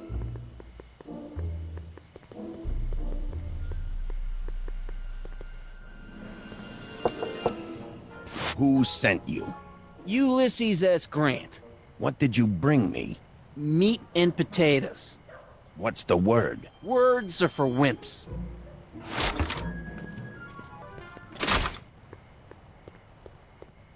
Who is the king of Siam? Am I? What will you do tomorrow? Row my boat? Who told you to come here? Hieronymus Bosch? Welcome to El Kid, sir.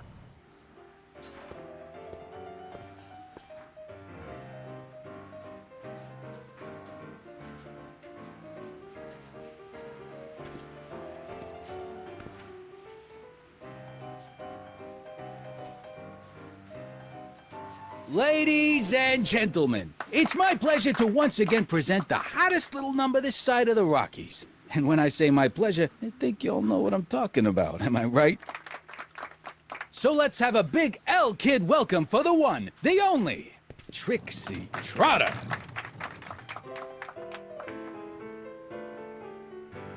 They say I'm crazy, got no sense, but I don't care. They may or may not mean offense, but I don't care. You see, I'm sort of independent. I am my Hey, I know you. You're Parker. Us for Danny Parker, Hill Valley PD. We met. You look familiar. Nah. Well, stranger, sit down and have a drink on me. Should you be drinking so much on duty? Probably not, but this joint ain't open when I'm off duty. I'm supposed to get this guy to arrest Kid Tannen tonight? Excuse me, are you Trixie Trotter? That's what it says on my dressing room door. At least it would if I had a dressing room. What's a nice gal like you doing with a guy like Tannen? Yeah, I guess he is a pretty crummy boyfriend. But until my insurance policy checks out, I guess I'm stuck with him. Insurance? Yeah. Look, I may not be the brightest bulb in the marquee, but even I know you don't break up with a creep-like kid without something to keep him from going all crazy on you. What's this insurance policy all about? Are you kidding? There's only one person I trust with my secrets, but I ain't seen him in weeks. You don't mean Artie McFly. Artie McFly? You know him? Not as well as I thought. Before he took a powder, Artie was tutoring me in all sorts of stuff. Etiquette, philosophy, accounting. He's a regular Renaissance man. He even had one of those smart guy professor's pipes, see? Can I borrow this? Sure. I've been secretly working on my get-out-of-kid card for weeks now. But Artie's the only one I trust to check my work. You can't be too careful when you're dealing with a maniac like Kid, you know. Hey, if I arrange a meeting with Artie, could you use that insurance of yours? Use it? Heck, if what I'm sitting on pans out, I could send that bozo all the way to the big house. I'll see what I can do. She's supposed to turn on Kid Tannin tonight? Okay, Doc, if you say so. Hey, nice suit. Where'd you get it? Costume shop at the mall. I had it custom made. Yeah? Quality material. Who are you? Where you from? The name's, Michael Corleone. I'm just your average 1931 kid, you know, hanging out in speakeasies and, soaking in the scene. Average kids don't dress that way. Come on, what's the dope? Spill it, or I'll... Go easy, kid. From the cut of the suit, I'm thinking he might be with the Valenti gang. Is that so? Yes? Prove it. You ain't leaving till you show me some bona fides. I've got a little something here that might convince you. Don't even blink. It's not a real gun. It's not a real gun, I swear. It's a gift from Don Valenti. See? To your family from mine, in gratitude for your continued service, J.J. Valenti. Looks like little Mikey Corleone here really is with the Sacramento boys. You got stones, Pee-wee. I like that. Have yourself a drink on the house. Matches, put down your gun. You look like a moron.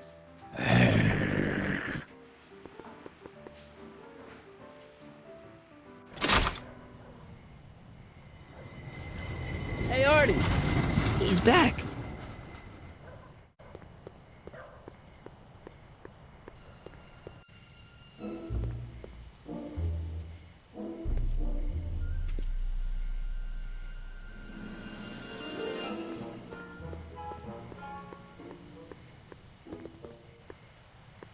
Mike, you're just in time. How have you been, Emmett? I know I haven't seen you in a couple of months. I'm great, and I owe it all to you. Really? Yes. That argument I had with my father during our jet drill experiment gave me the incentive to finally quit that dreary court job. I've committed myself full-time to a life of science. So, thanks for watching Einstein while I've been away. It's been a pleasure. He's proven to be a surprisingly willing test subject. It's almost as if he's been working with me for years. More like decades. What's the story with the little car and all this equipment? Einstein and I are conducting a few experiments with this 1/4 scale model to work out a few hitches in my planned demonstration at the Hill Valley Expo in a couple of months. A radio-controlled car? No. Well, yes, but there'll be so much more than that. It will amaze the world. Aha! Got it! Got what? I'll show you. Ready to go, Einstein?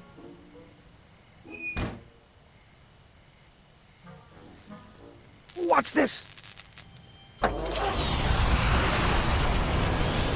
When this baby hits 23 miles per hour, you're gonna see some serious cow flop.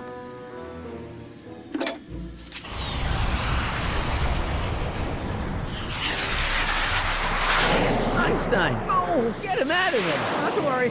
I've got a fail-safe eject mechanism around here someplace. See? Nothing to worry about. Nothing.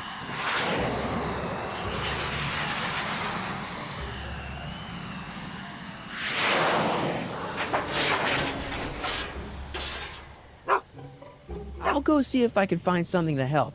Or someone.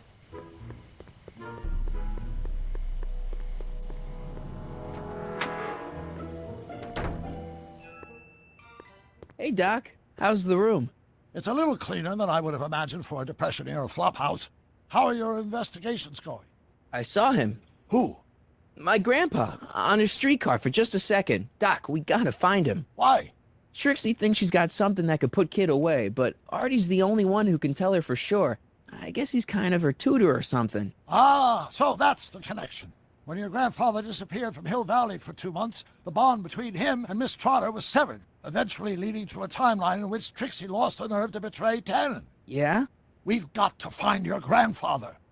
Why didn't you tell me I'd run into your younger self tonight? Because I don't remember being out here tonight. Clearly, your interactions with my younger self 2 months ago have slightly altered my personal timeline. I never had the nerve to perform public experiments like he's doing. No matter. Those experiments will be forgotten once I've seen Frankenstein. Frankenstein? Yes. Right now, my younger self is fiddling around down there with rocket propulsion systems for his demonstration at the expo. The thing that'll kick off your scientific career. Exactly. Now, the rockets are a horrible idea, and I'll soon realize that they'll never work. But eventually, I'll wander into that movie theater and see Frankenstein and clear my mind. I've kept the ticket stub from that movie in my wallet ever since. See? Why? Because it's during this movie that I'll have the inspiration for my breakthrough at the expo. It doesn't have anything to do with reanimating the dead, does it? Not the way you're thinking, no. But during that famous scene when Colin Clive turned the wheel that raised that shrouded figure into the tower, and that bolt of lightning struck, well, let's just say more than one brain was reanimated that night. Emmett's not having much luck getting Einstein off the courthouse. I'm not surprised. Einstein's a smart dog, but heights give him the willies. What can we do? I've got it. What? Just get my younger self distracted, and I'll handle the rest.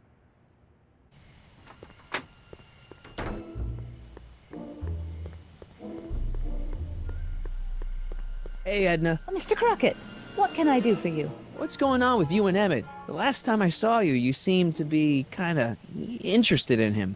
That was before I belatedly realized that his agreement to host my Stay Sober Society was a clever ruse to ferry barrels of hooch to his so-called laboratory. Sorry about that.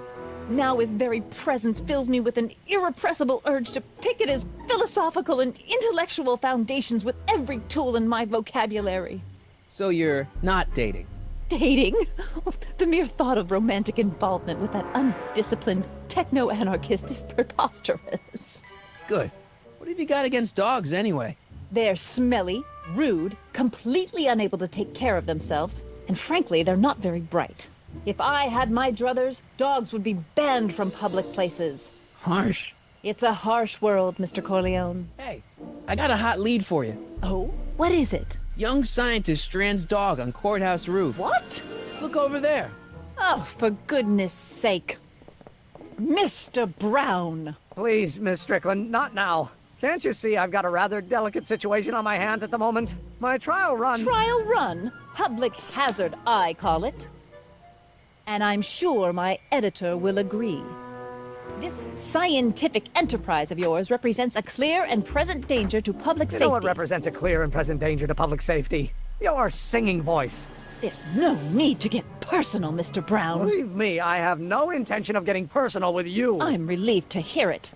Flying cars, of all the ridiculous juvenile You mock notions. me, but just imagine a world in which traffic jams and car crashes are a thing of the past. I might be more inclined to listen to you if your maiden voyage hadn't ended in a crash on one roof and a stranded dog on another. I'm working on getting him down. Heine, how'd you get down? Clever dog. Well, fortune favors you tonight, but I warn you to be more careful in the future. Now, how to get that rocket car back down? Hey, boy, take a whiff of this.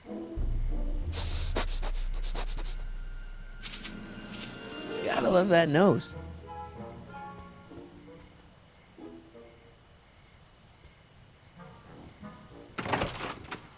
I've been laying low, officer, but I've got to go to the pictures once in a while. Hello, Arthur. Officer? I'll take it from here. But... We can talk at the Majestic, away from prying eyes. Yeah, Einstein, you done good. Hey, Doc. Is Artie still here? He's in the bathroom. Hey, Artie, open up. You've got a gangster to bring down. Is it time for me to meet this Sylvia? No, it's time for you to meet Trixie. Trixie says she's got something that might be able to send Kid up the river, but that you're the only one she trusts to check it out. Me? What is she? Oh, I know what she's done. Clever. Care to let us in on the secret? Sorry, guys, but if Trixie's keeping it a secret, then so am I. That's all well and good, Mr. McFly, but if you and Trixie are going to collaborate on this evidence, we'll need to arrange a rendezvous. Well, Trixie's chained to Kid's speakeasy. So we'll have to bring Arthur to Trixie. No way am I getting anywhere near that place again. I don't know how you talked me into this. Just stay back here in the shadows and don't come out until you see Trixie. You're sure I'll be safe here? Perfectly safe. We'd never make you take any unnecessary... Sagan. Where's Kid? Don't worry.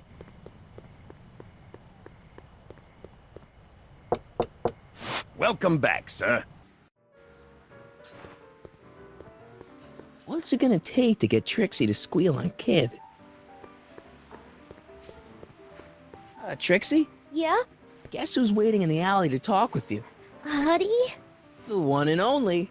It wasn't easy to track him down. I had to... Cover for me, cue ball.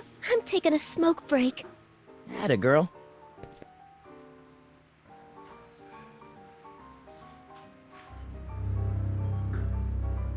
Hey, you!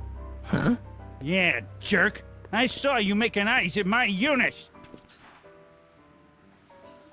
Sorry, pal. I don't have time for a fight. Why, you... I'll never get to Carnegie Hall at this rate. All right, fella, I think you're done for the night. Hey, where do you think you're going? Me? Yeah, you. What do you know about this? Nothing. Ah!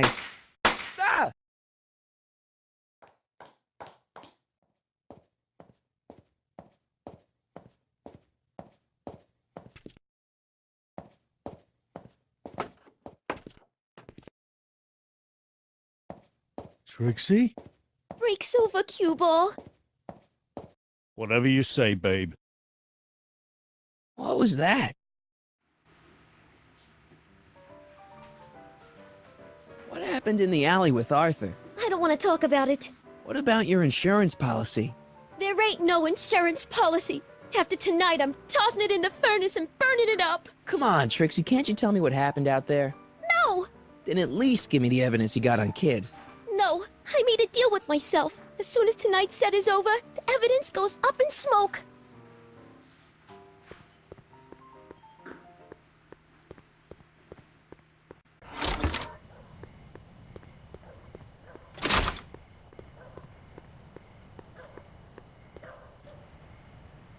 Artie? You missed a hell of a party, buddy. Kid! Well, what happened? Oh, you're gonna love this. So, I'm hanging out in the club when all of a sudden I get an urge to drain the lizard, right? I come out into the alley, and who do I see? None other than that scrawny, subpoena-answering rat, Artie McFly. And get this! The little worm's whispering away all conquistadorial-like with my Trixie! Oh, no.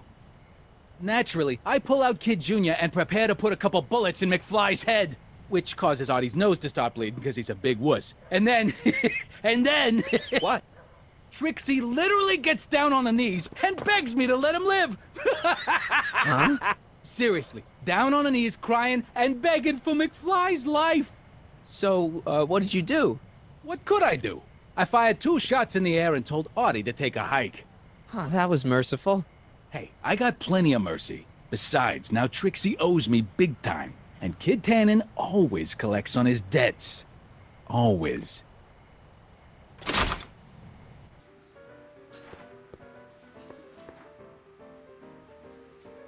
Hey, bartender. What'll it be? So about this, portrait gallery of yours. What about it? What's it all about? Who are those guys? The caricatures hanging along the wall of honor commemorate those who are no longer with us on account of having ticked off one Irving Kid Tannen. They're the guys the kids killed?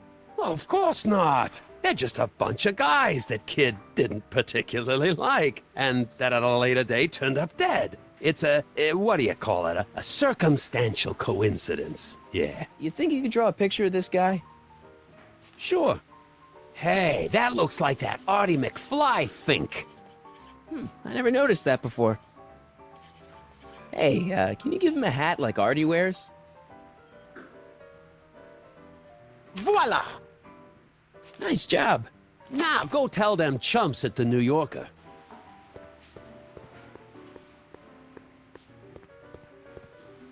Sorry about this, Dad.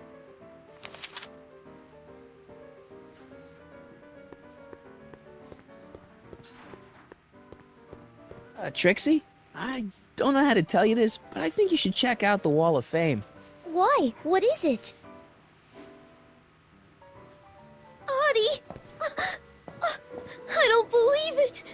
We had a deal! Artie was supposed to be safe! I don't know what to say.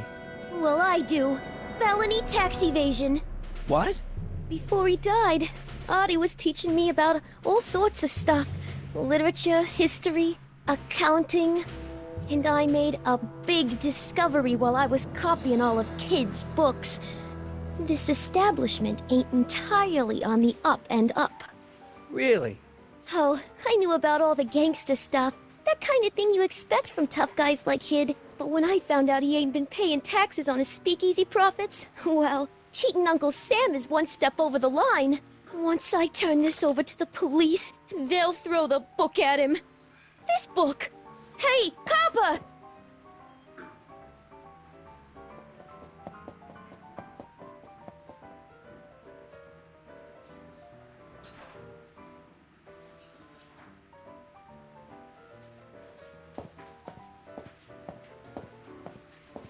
He's not interested.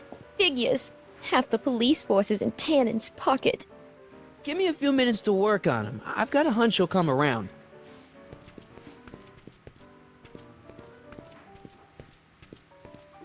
Boss?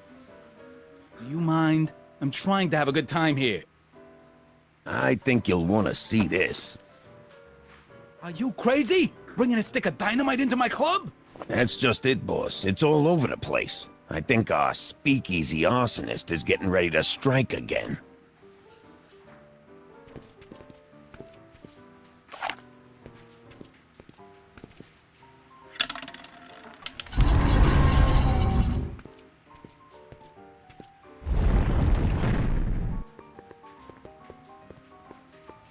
Danny. You? I hear you've been having troubles. Troubles? Buddy, nobody knows the troubles I've seen. Want to talk about them? Do I? Do I? Yeah, I do.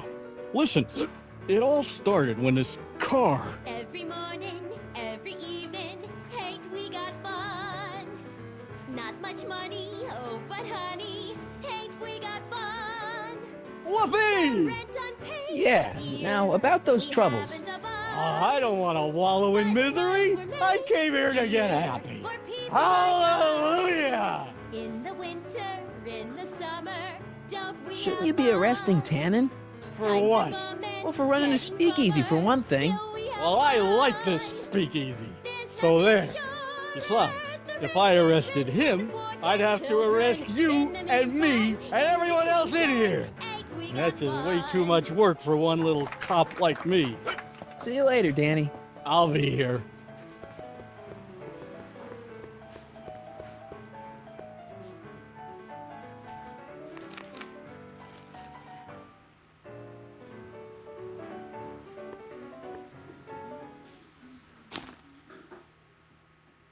Come to me, my melancholy baby. Cuddle up and don't be blue. All your fears are So about those troubles. It all started on June 14th. I was chasing down one of Tannen's boys when this car, straight out of Buck Rogers, popped up out of nowhere and ran my car off the road. No. Then later, I lost track of a witness. The poor schlub hasn't been heard from since. That wasn't your fault. And then, to top it off, I somehow managed to lose custody of an 80-year-old arsonist. When not one, but two of those godforsaken space cars showed up and whisked him away. That's unbelievable. That's what the chief said. Demoted me on the spot. My family sent me to a psychiatrist because they thought I was seeing things. And worst of all, my gal Betty left me because she thinks I'm a bad provider and a head case. Betty, as in Jennifer's grandma Betty? What? Listen, Danny, it's really important that you get back together with Betty. Ah, that ship sailed. What the heck with her? I got a little secret that'll set me up with women twice as classy as Betty will ever be. You've got a secret? What is it? I don't think I should tell you. When I'm sad like this, I don't think straight. But listen. Yes? I like you. You're my new best friend. See you later, Danny. I'll be here.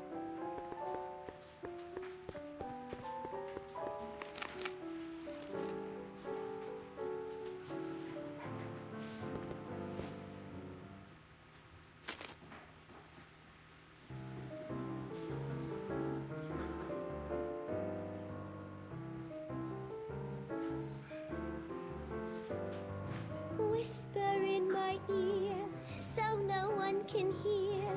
Secrets are for sharing love, they're not meant for blaring love. Whisper in my ear, so no one can hear.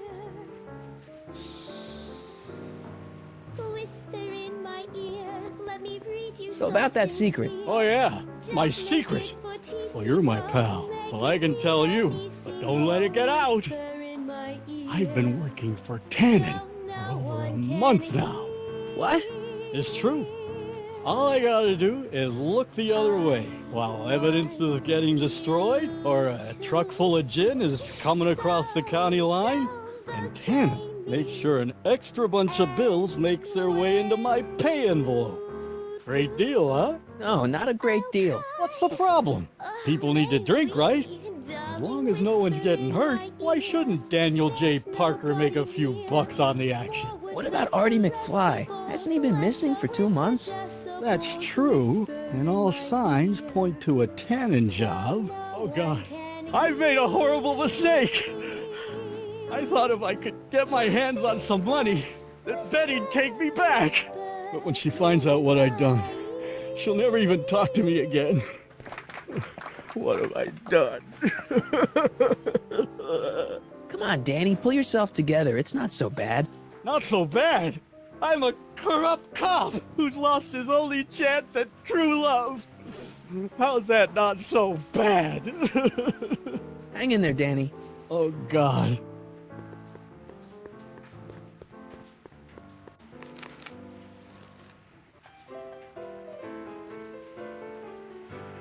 You should care, you should care what people think of you. She's right. I can turn my life around. Sure you can. You know what? I used to be a good cop. And yeah, I've had a few bad breaks, possibly even a psychotic one that caused me to imagine a disappearing space car. But I'm a good man. Yeah. And all I need to do to win Betty back is be the same good man I always was. And let the chips fall where they may. All right. Hey, Miss Trotter, you wanted to speak with me?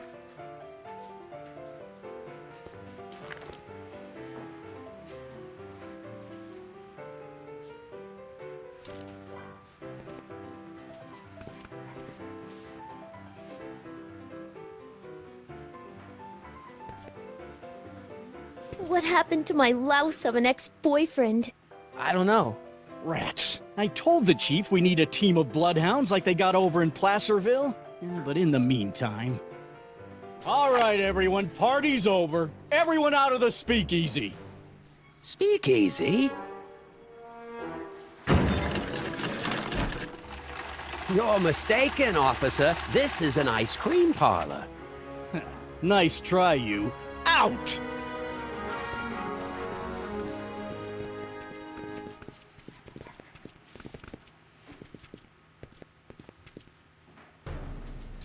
Corleone. Would the Valenti mob be willing to help, defuse this little situation? I don't know. The Valenti mob doesn't like being associated with losers. Hey, we ain't begging here. Kid just thought JJ might like a piece of the action, especially now that he's just caught the speakeasy arsonist. Wait, you mean Doc? Doc? You ain't with the Valenti gang at all, are you? What do you know about the arsonist? Come on, you. Off to the station house. Kid's gonna get you, rat. He's gonna get all of you. Yeah. Well, that's that. Thanks to Miss Trotter's evidence, the entire Hill Valley police force is out looking for Kid and his goons. You don't understand. We've got to find him now. He's captured a friend of mine. Who? Never mind. Don't worry. We've got the entire town square sealed off. If Tannen's within a mile of here, we'll find him eventually. I don't think we have time for eventually.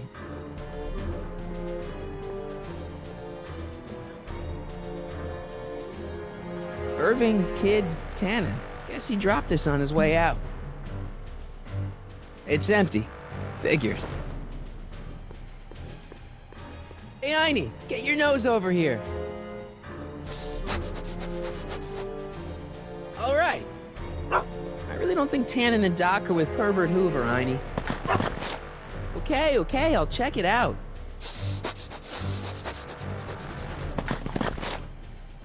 A button. All right, Doc, here I come. Corleone? What are you doing here? Never mind. Come here and help me get rid of this stinking arsonist. Edna? I caught her planting dynamite while he was clearing out the soup kitchen. Guess Sagan was innocent after all. I was researching a story, you ignoramus! Tell it to St. Peter, sister. Hey, what's all this? Parker? Tannen, you're under arrest. Get him, Sacramento boy. I can't do that, kid. What? Oh, I get it. Why don't you let go of Miss Strickland and call it a night? Hey, look over there! Watch out!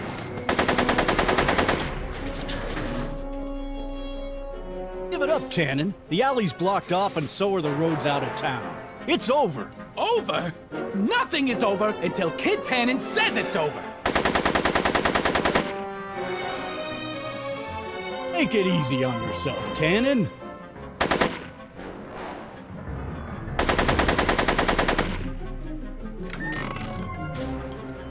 Hey, kid! Lead, phony! Hey, moron! More on this! Go, Tannen! Make like a tree and die, rat! Hey! Atta girl.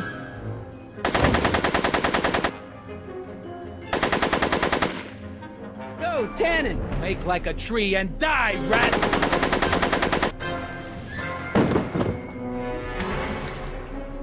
Bowling for 10. Hey, kid! That ain't a real gun. Oh, right. I forgot. I better just get rid of it then. Oh, crap.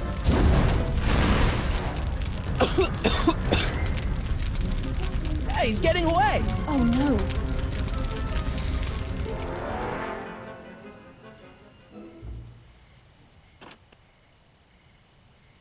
Yes.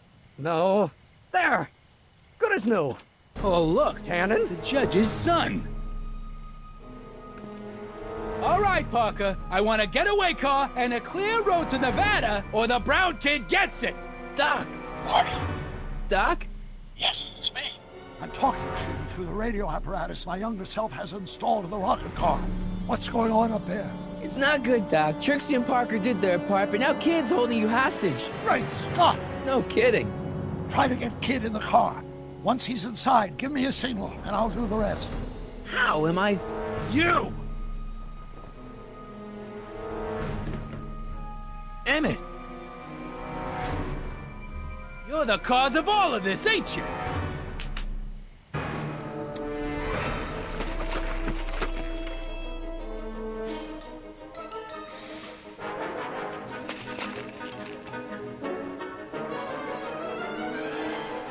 Should have known. What kind of gangster's named Michael Corleone?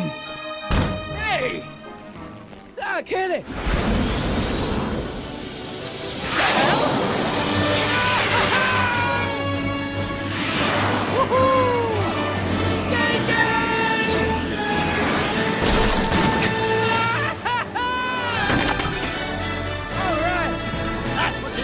With Carl Sagan.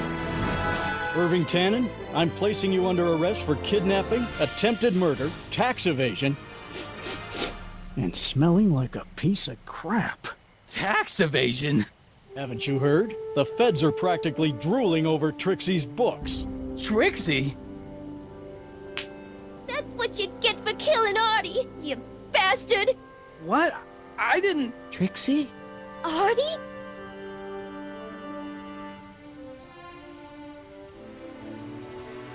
All right, Grandpa. My poor car. I believe I owe you an apology, Mr. Brown. Thanks to your ridiculous contraption, Hill Valley's most notorious criminal is finally headed to prison.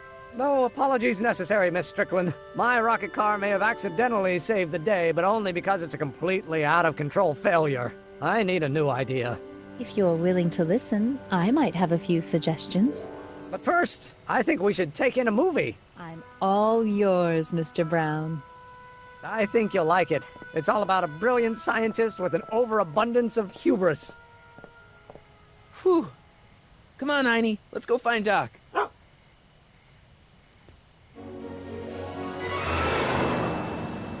Thanks for letting me fly the DeLorean, Doc.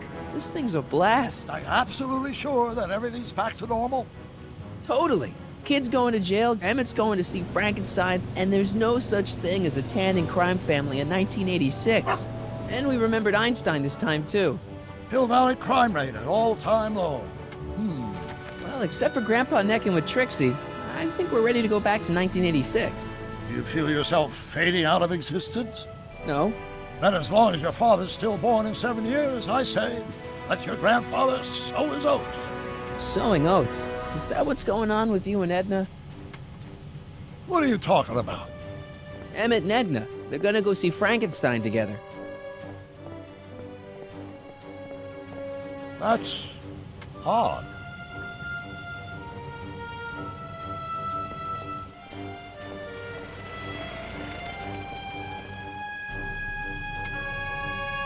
Great Scott! What?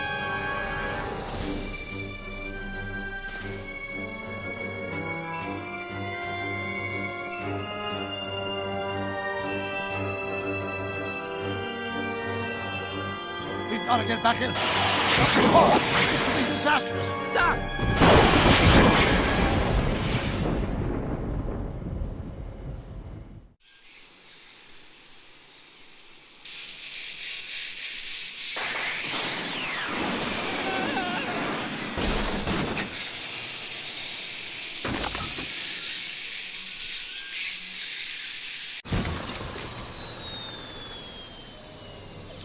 Where'd you go, Doc? Relax. We've got everything under control. Doc?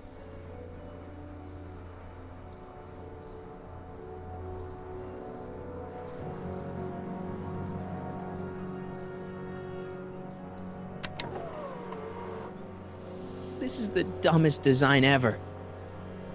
Hello?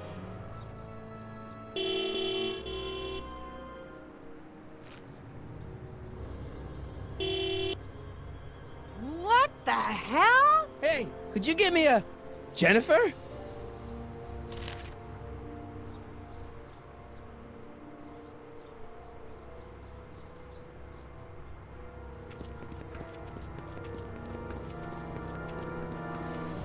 Jennifer, I need some help.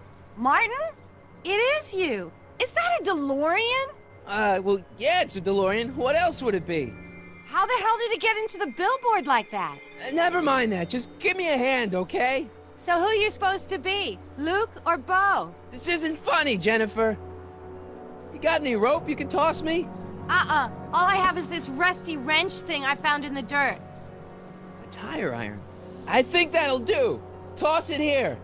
Oh, back off, Martin. This is my whatchamacallit. What do you give me for it? This is all I got. Is there anything in it? Give it here.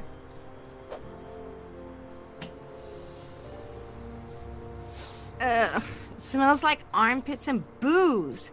Irving Kid Tannen, the gangster? Where the hell did you get this? It's a long story. Can I just have the tire iron now? Heads up! Thanks. Oh, great. Now what? Oops. Oh.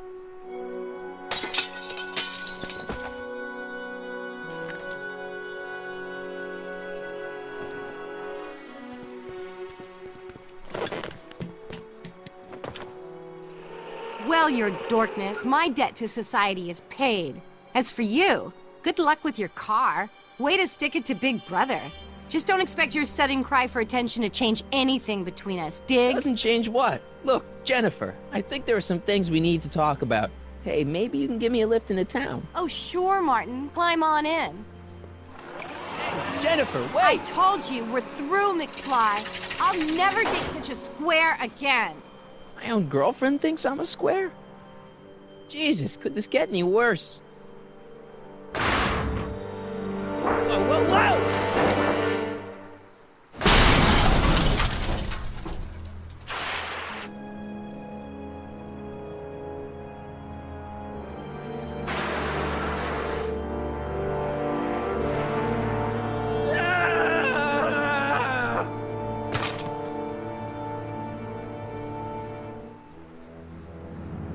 Doc, I could really use your help right about now.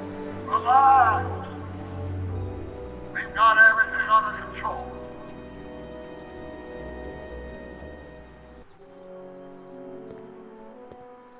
Okay, Marty. Nothing to be afraid of. It's just an alternate hill valley that's turned my girlfriend into a punk rock vandal. That doesn't mean it's full of post-apocalyptic biker gangs run by armies of Biff clones. Just take a deep breath and remember, we gotta find Doc.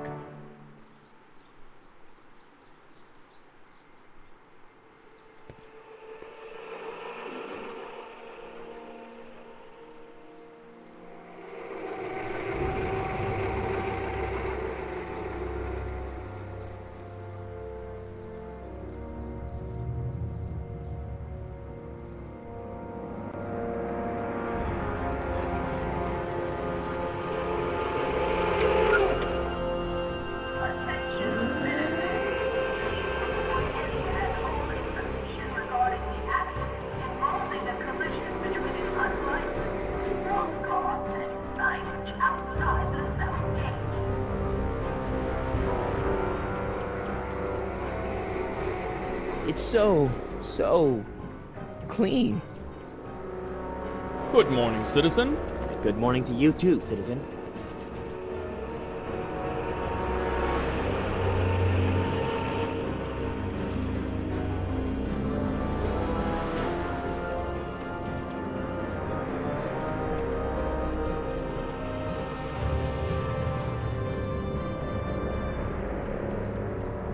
What's going on here, Doc?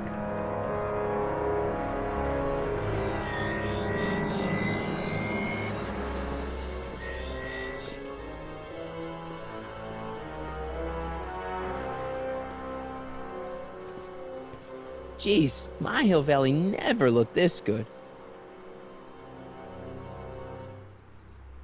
Watch where you're going, citizen. Sorry.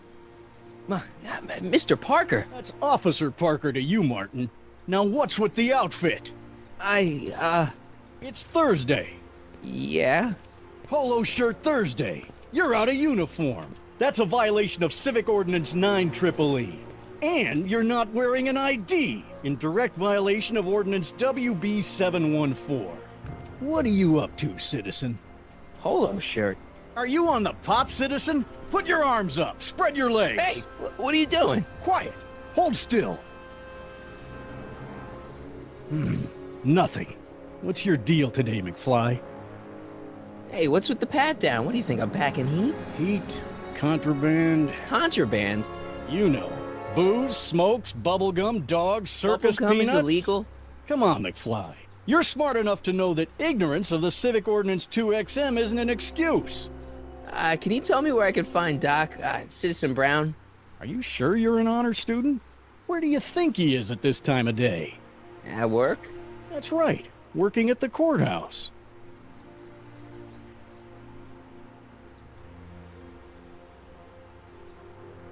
Heavy.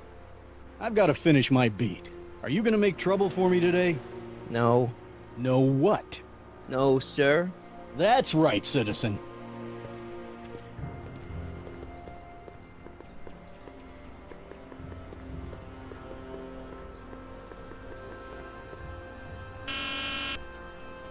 Hill Valley Courthouse. How may I help you, citizen? I need to see Doc, or, Citizen Brown. Do you have an appointment? No, but... Then I'm afraid you'll have to wait your turn.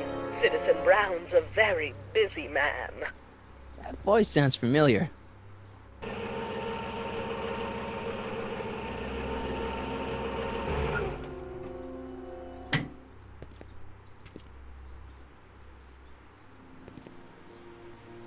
Biff? Doc?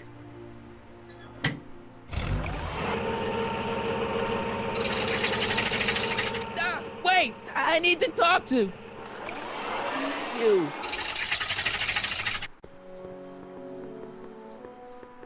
Biff? Hey, you're George and Lorraine's youngest. Martin, right? What? You don't know me? Only by reputation. Brown Cadet of the Month, 3 months running. Impressive. Listen, Biff, that car I saw you get out of, was that Doc Brown in there with you? Ah, Doc. That should be his new nickname. But yeah, that was Citizen Brown. What an inspirational guy. How'd you get FaceTime with him? He seems so busy. You got that right, Martin. Citizen Brown's a busy, busy guy. But unfortunately, I'm a special case. See, Martin, I used to be a real bad apple. A real butthead. I don't see why that would make you a special case. What can I say, Martin? I was always getting into trouble. Too much trouble, what with the booze, the partying, the women. Even my dogs were a pack of trouble. Pack, get it? Yeah. What does this have to do with Citizen Brown? Well, after getting in so much trouble, the authorities, they took me in to see Citizen Brown and gave me an ultimatum. Citizen Plus or bust. What is this Citizen Plus? It's Citizen Brown's new re-education program, and I'm the first of Hill Valley's Citizen Plus. Re-education program? What the hell? Please don't swear, Martin. It makes me uncomfortable. You said something about booze? Beer, rum, whiskey, wine coolers, you name it, I drank it. Not only did I drink it, I smuggled it into Hill Valley, too. Chip off the old block, huh? Used to be I'd knock your block off for a comment like that. But yeah, I guess I was following in Pop's crummy footsteps. Why'd your dogs get you in trouble? You weren't running dog fights, were you? No, nothing that bad. I just used to have a lot of dogs. What's wrong with that? Nothing, other than them keeping the neighbors up all night, lunging at old people, and eating all the squirrels in the park. In fact, I'm ashamed to say it was my out-of-control dogs that were directly responsible for the banning of dogs throughout Hill Valley. What kind of trouble did you get into with women? They weren't hookers? No, nothing like that. It's just that I wasn't always discreet about my affections. What? Public displays of affection, Martin. You know, necking and such. That's illegal? Oh, yeah. You seriously got in trouble for PDAs? You bet. The Browns always say that behaviors that excite your privates should be kept in private. Or maybe it's just Citizen Edna who says that. Do you think I could get to see Citizen Brown if I did all the bad stuff you used to do? I guess, but why would you want to act like that?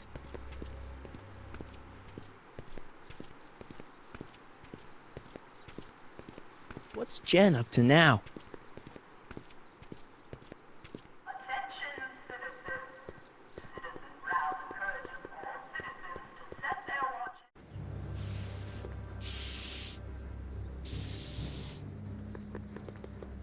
Jennifer! Jen!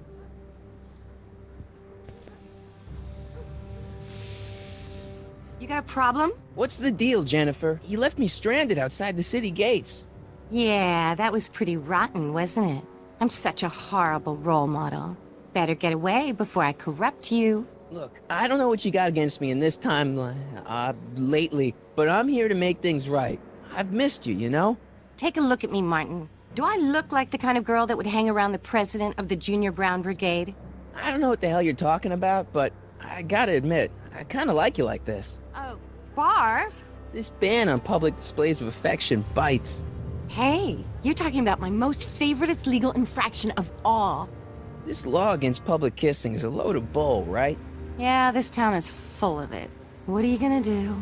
Protest, that's what. Let's go stage a public kiss-in. Let's not, and say we did. On second thought, maybe I don't want to know any more about breaking the rules. Wuss. Your paint's starting to streak. Ah!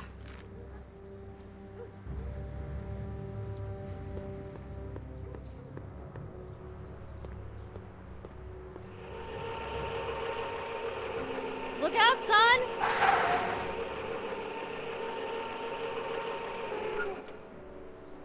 Mom? Mom? Mom! But are you happy? Happiness is overrated, Lorraine. I'm content. Well, I'll think about it. Mom?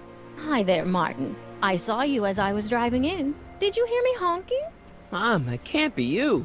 Martin, are you all right? I'm fine. It's just that you're so gray. Well, isn't that an uplifting way to greet your mother? Sorry, I just don't... I guess you're right, though. I am going a little gray. No thanks to your father. So, what? Are you out here shopping or something? Oh, shopping? Who shops anymore? No, it's that time of the month for me again. For my civic duty. I'll be polishing the statue all day. Oh, right. What's with the golf cart, Mom? Now, Martin, I know you're embarrassed to be driving around in last year's model, but we really can't afford the 86s yet. What about my truck? No one owns a truck in Hill Valley. Martin, are you sure you're feeling okay? Yeah. I must have had a really vivid dream last night. Well, I hope your dream world was more fun than this one. Could you do me a favor?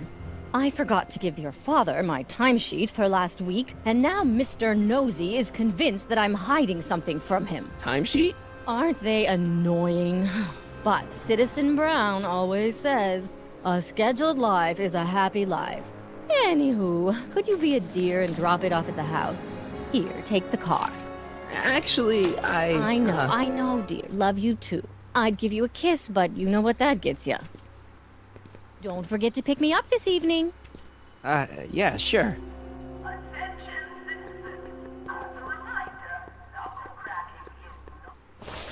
Well, it's not the truck, but I guess it'll do.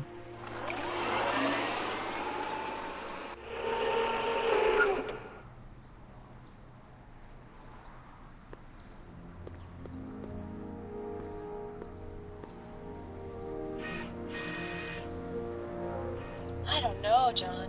Isn't this illegal? What isn't illegal in Hill Valley? What if Citizen Brown's watching? Don't worry, nobody can see us here. He's a peeping Tom. Dad. Try to warn your old man the next time, okay? I saw Mom downtown. She told me to give this to you. Thanks. Say, what gives around here? You know, the usual. Keeping tabs on Hill Valley through my trusty bank of monitors. Always on the lookout for some interesting footage. Interesting? What do you mean, interesting? What kind of silly question is that? I've been gathering candid documentary footage for Citizen Brown's promotional videos for over a year now. I know your mother doesn't approve of my work, but wait a minute. You say you saw Lorraine?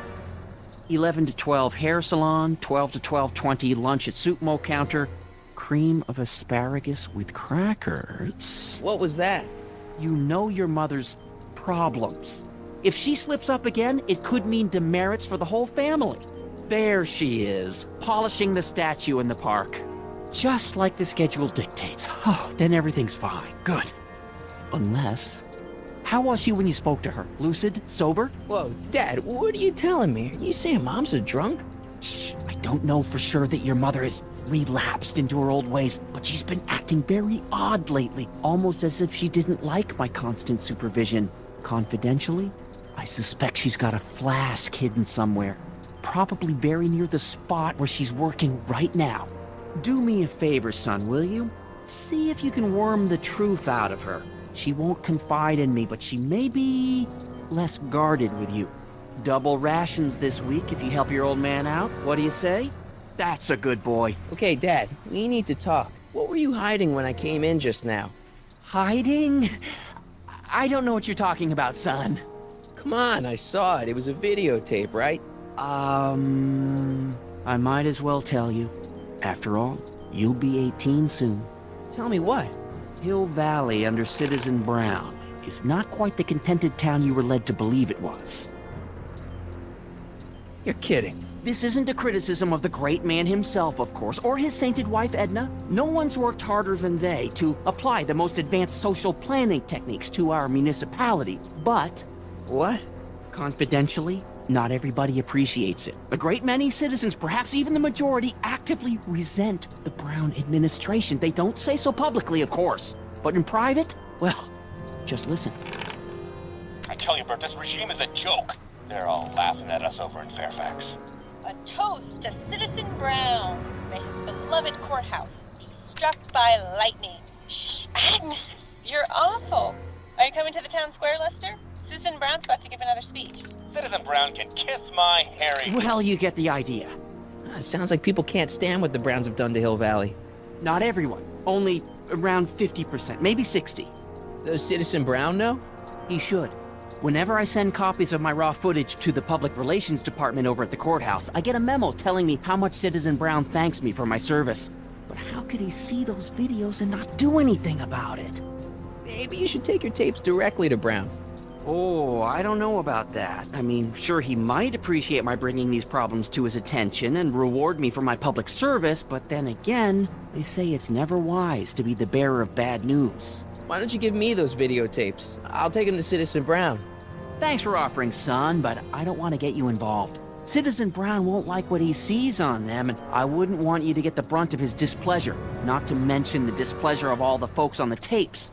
Once they find out I recorded them, no, I'm not letting these tapes out of my sight. It's too dangerous. Well, I'll leave you to your snooping. Supervising, son, supervising.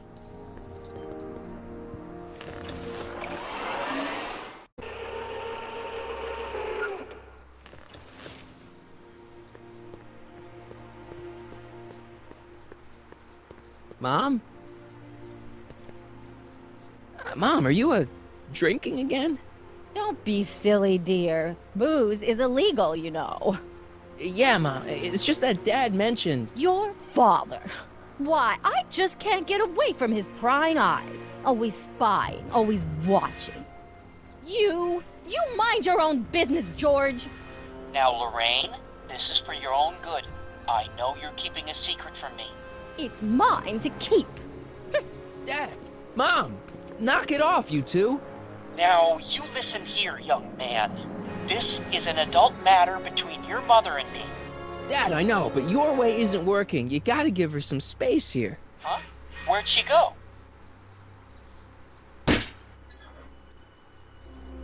What happened? What the heck am I looking at? Yes! Mom, now that Dad isn't watching... Oh, Martin, Was that a flask, Mom? Flask? Don't be ridiculous. Look, it's okay, Mom. Get a hold of yourself. Oh, your father's right. I'm backsliding. But it's been so hard, what with your brother and sister leaving, and then your father getting obsessed with his monitors, and...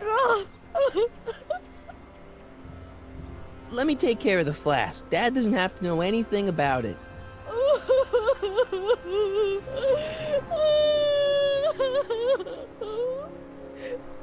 Oh, thank you, sweetheart. I couldn't bear the thought of facing your father over this. This timeline sucks. Mom and Dad are fighting again. Mom's drinking. It's like everything Doc and I ever did to fix things is falling apart. Time to get some attention. Hands up, citizen. Assume the position. Here goes nothing. There better be apple juice in this. Why don't you open it and find out? Don't get smart with me. I knew you were no good, McFly. Officer Parker, what seems to be the problem here? Citizen McFly, ma'am.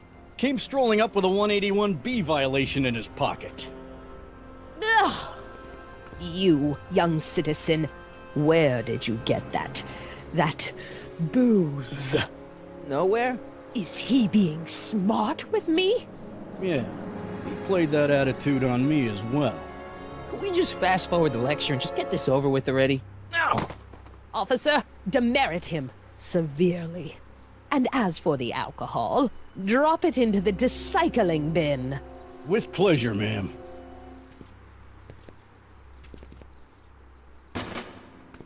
Now, keep your nose clean, or you'll find yourself in front of Citizen Brown.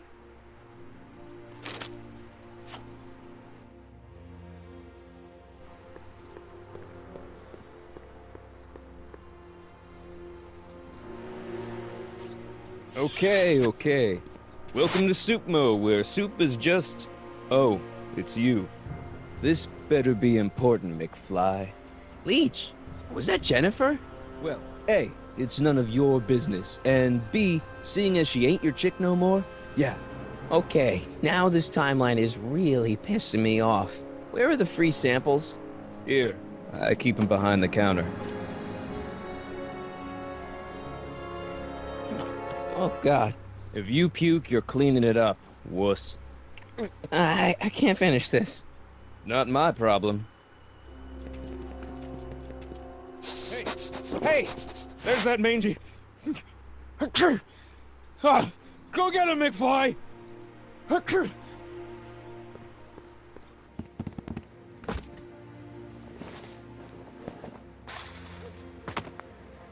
Now we're in business. Einstein, is that your name in this timeline too? Look, Einie, I've got a treat for you. Attaboy, now hold still. See, I'm not such a bad guy, right? Whoa, okay. I guess I've won you over. I wish they were all this easy.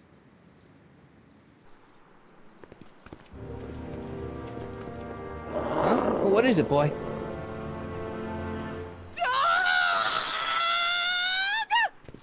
Einstein, wait! No! Help! Oh, rabies, help! Back! Down! Sit! Play dead! Officer Parker, subdue that beast at once! Einstein, sit! Einstein? Oh, if he bites me, you'll be in a world of trouble, citizen. Wait, I know that creature. Officer Parker, that's the stray that keeps escaping the kennel. I thought he was muzzled. I took the muzzle off. You what? That's right, he's my dog now. Citizen, you are in violation of Statute 357K. Parker, demerit this hooligan at once. I'll return this creature to the kennel. Yes, ma'am. Filthy, wretched beasts. Don't worry, Einie. Once I fix all this, you'll be back with Doc and romping through time. Now stay out of trouble, unless you want a visit from Citizen Brown.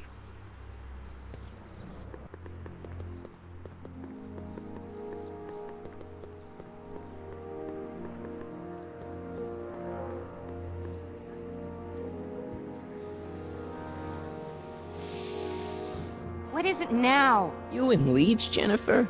Hey, don't badmouth Leech. There's a lot more to him than soup, you know. Like what? For one thing, he wields an axe like nobody's business. So you got yourself a new guitar player. What can I say? I'm a girl who appreciates a hot lick. Yeah, I remember. Come on, Jennifer. Nobody in town plays guitar like me. I'm talking electric guitar, Martin. I'm gonna be honest, the ukulele has to go. I can outplay your loser boyfriend any day of the week. You're that desperate to get to first base. Did you say first or fourth? I'd give you 2.5. But first you gotta prove you've got better fingers than Leech. You ready to throw down? I was born ready. Okay. You can knock on my door anytime. Hold it, we got company. McFly, what's that was doing here? He says he can outplay you. I told him, there's no one in Hill Valley better than you. You wanna go prove it? The Ring of Rock? Don't crush him too bad. Just teach him a lesson.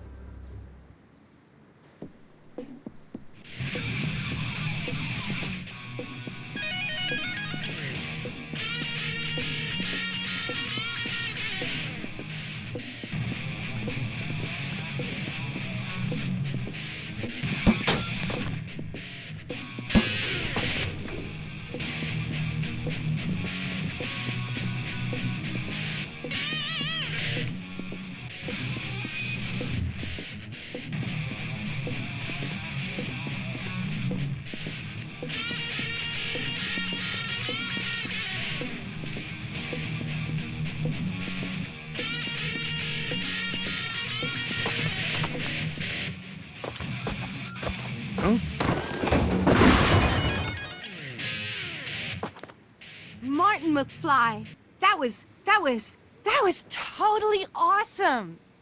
What can I say? Some guys got it and some guys don't. You broke my headstock. I think I've got a new idol. Come here. Wait, I got a better idea. What was it you called me? A square? A girl's entitled to make a mistake, isn't she? Oh.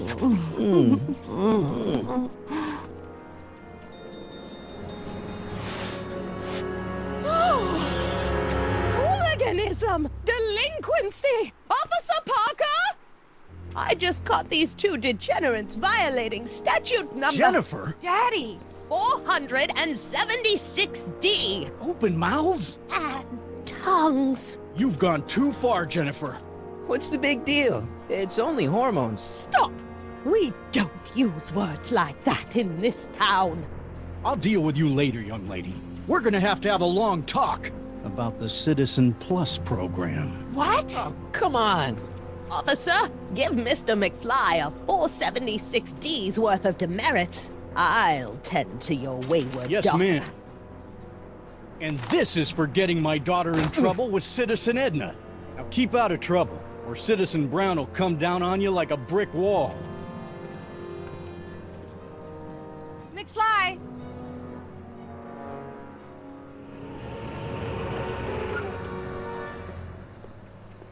Hey, Jennifer. Are you still angry with me? Angry? Nah. The threat of being Citizen Plus was worth it just to see my dad's veins go all purple like that. Great, because I gotta go. Geez, Martin, what's gotten into you? Booze, dogs, necking in public? It's like you're a different guy today. A way cooler guy. I know this is gonna be hard to believe, but I'm the same guy I've always been. It's everyone else who's messed up. And stop calling me Martin. It's Marty. Well, Marty, what's next on the agenda? Knocking over banks? Maybe. What's a guy gotta do to get in trouble around here? I think you're about to find out. You, citizen. Get out of here, Jen. Not a problem. Are you Martin Seamus McFly? Yes? We have a warrant for your detention. Detention? You've accrued over 15,000 demerits in the past 24 hours. Cool. Is it, young Mr. McFly? Is being branded as a criminal of weak moral character cool? I'm not weak. But you are in a heap of trouble. Trouble? Oh my, yes. But don't worry, we're here to take care of you. Like your Citizen Plus program took care of Biff? Perhaps. The program is in need of new volunteers. But let's not get ahead of ourselves. First, let's see what Citizen Brown has to say about your particular strain of antisocial behavior. You're taking me to Citizen Brown? Immediately. Officers, away with him. Yes, ma'am. It's about time. I always knew your goody two-shoes A+ student act was too good to be true.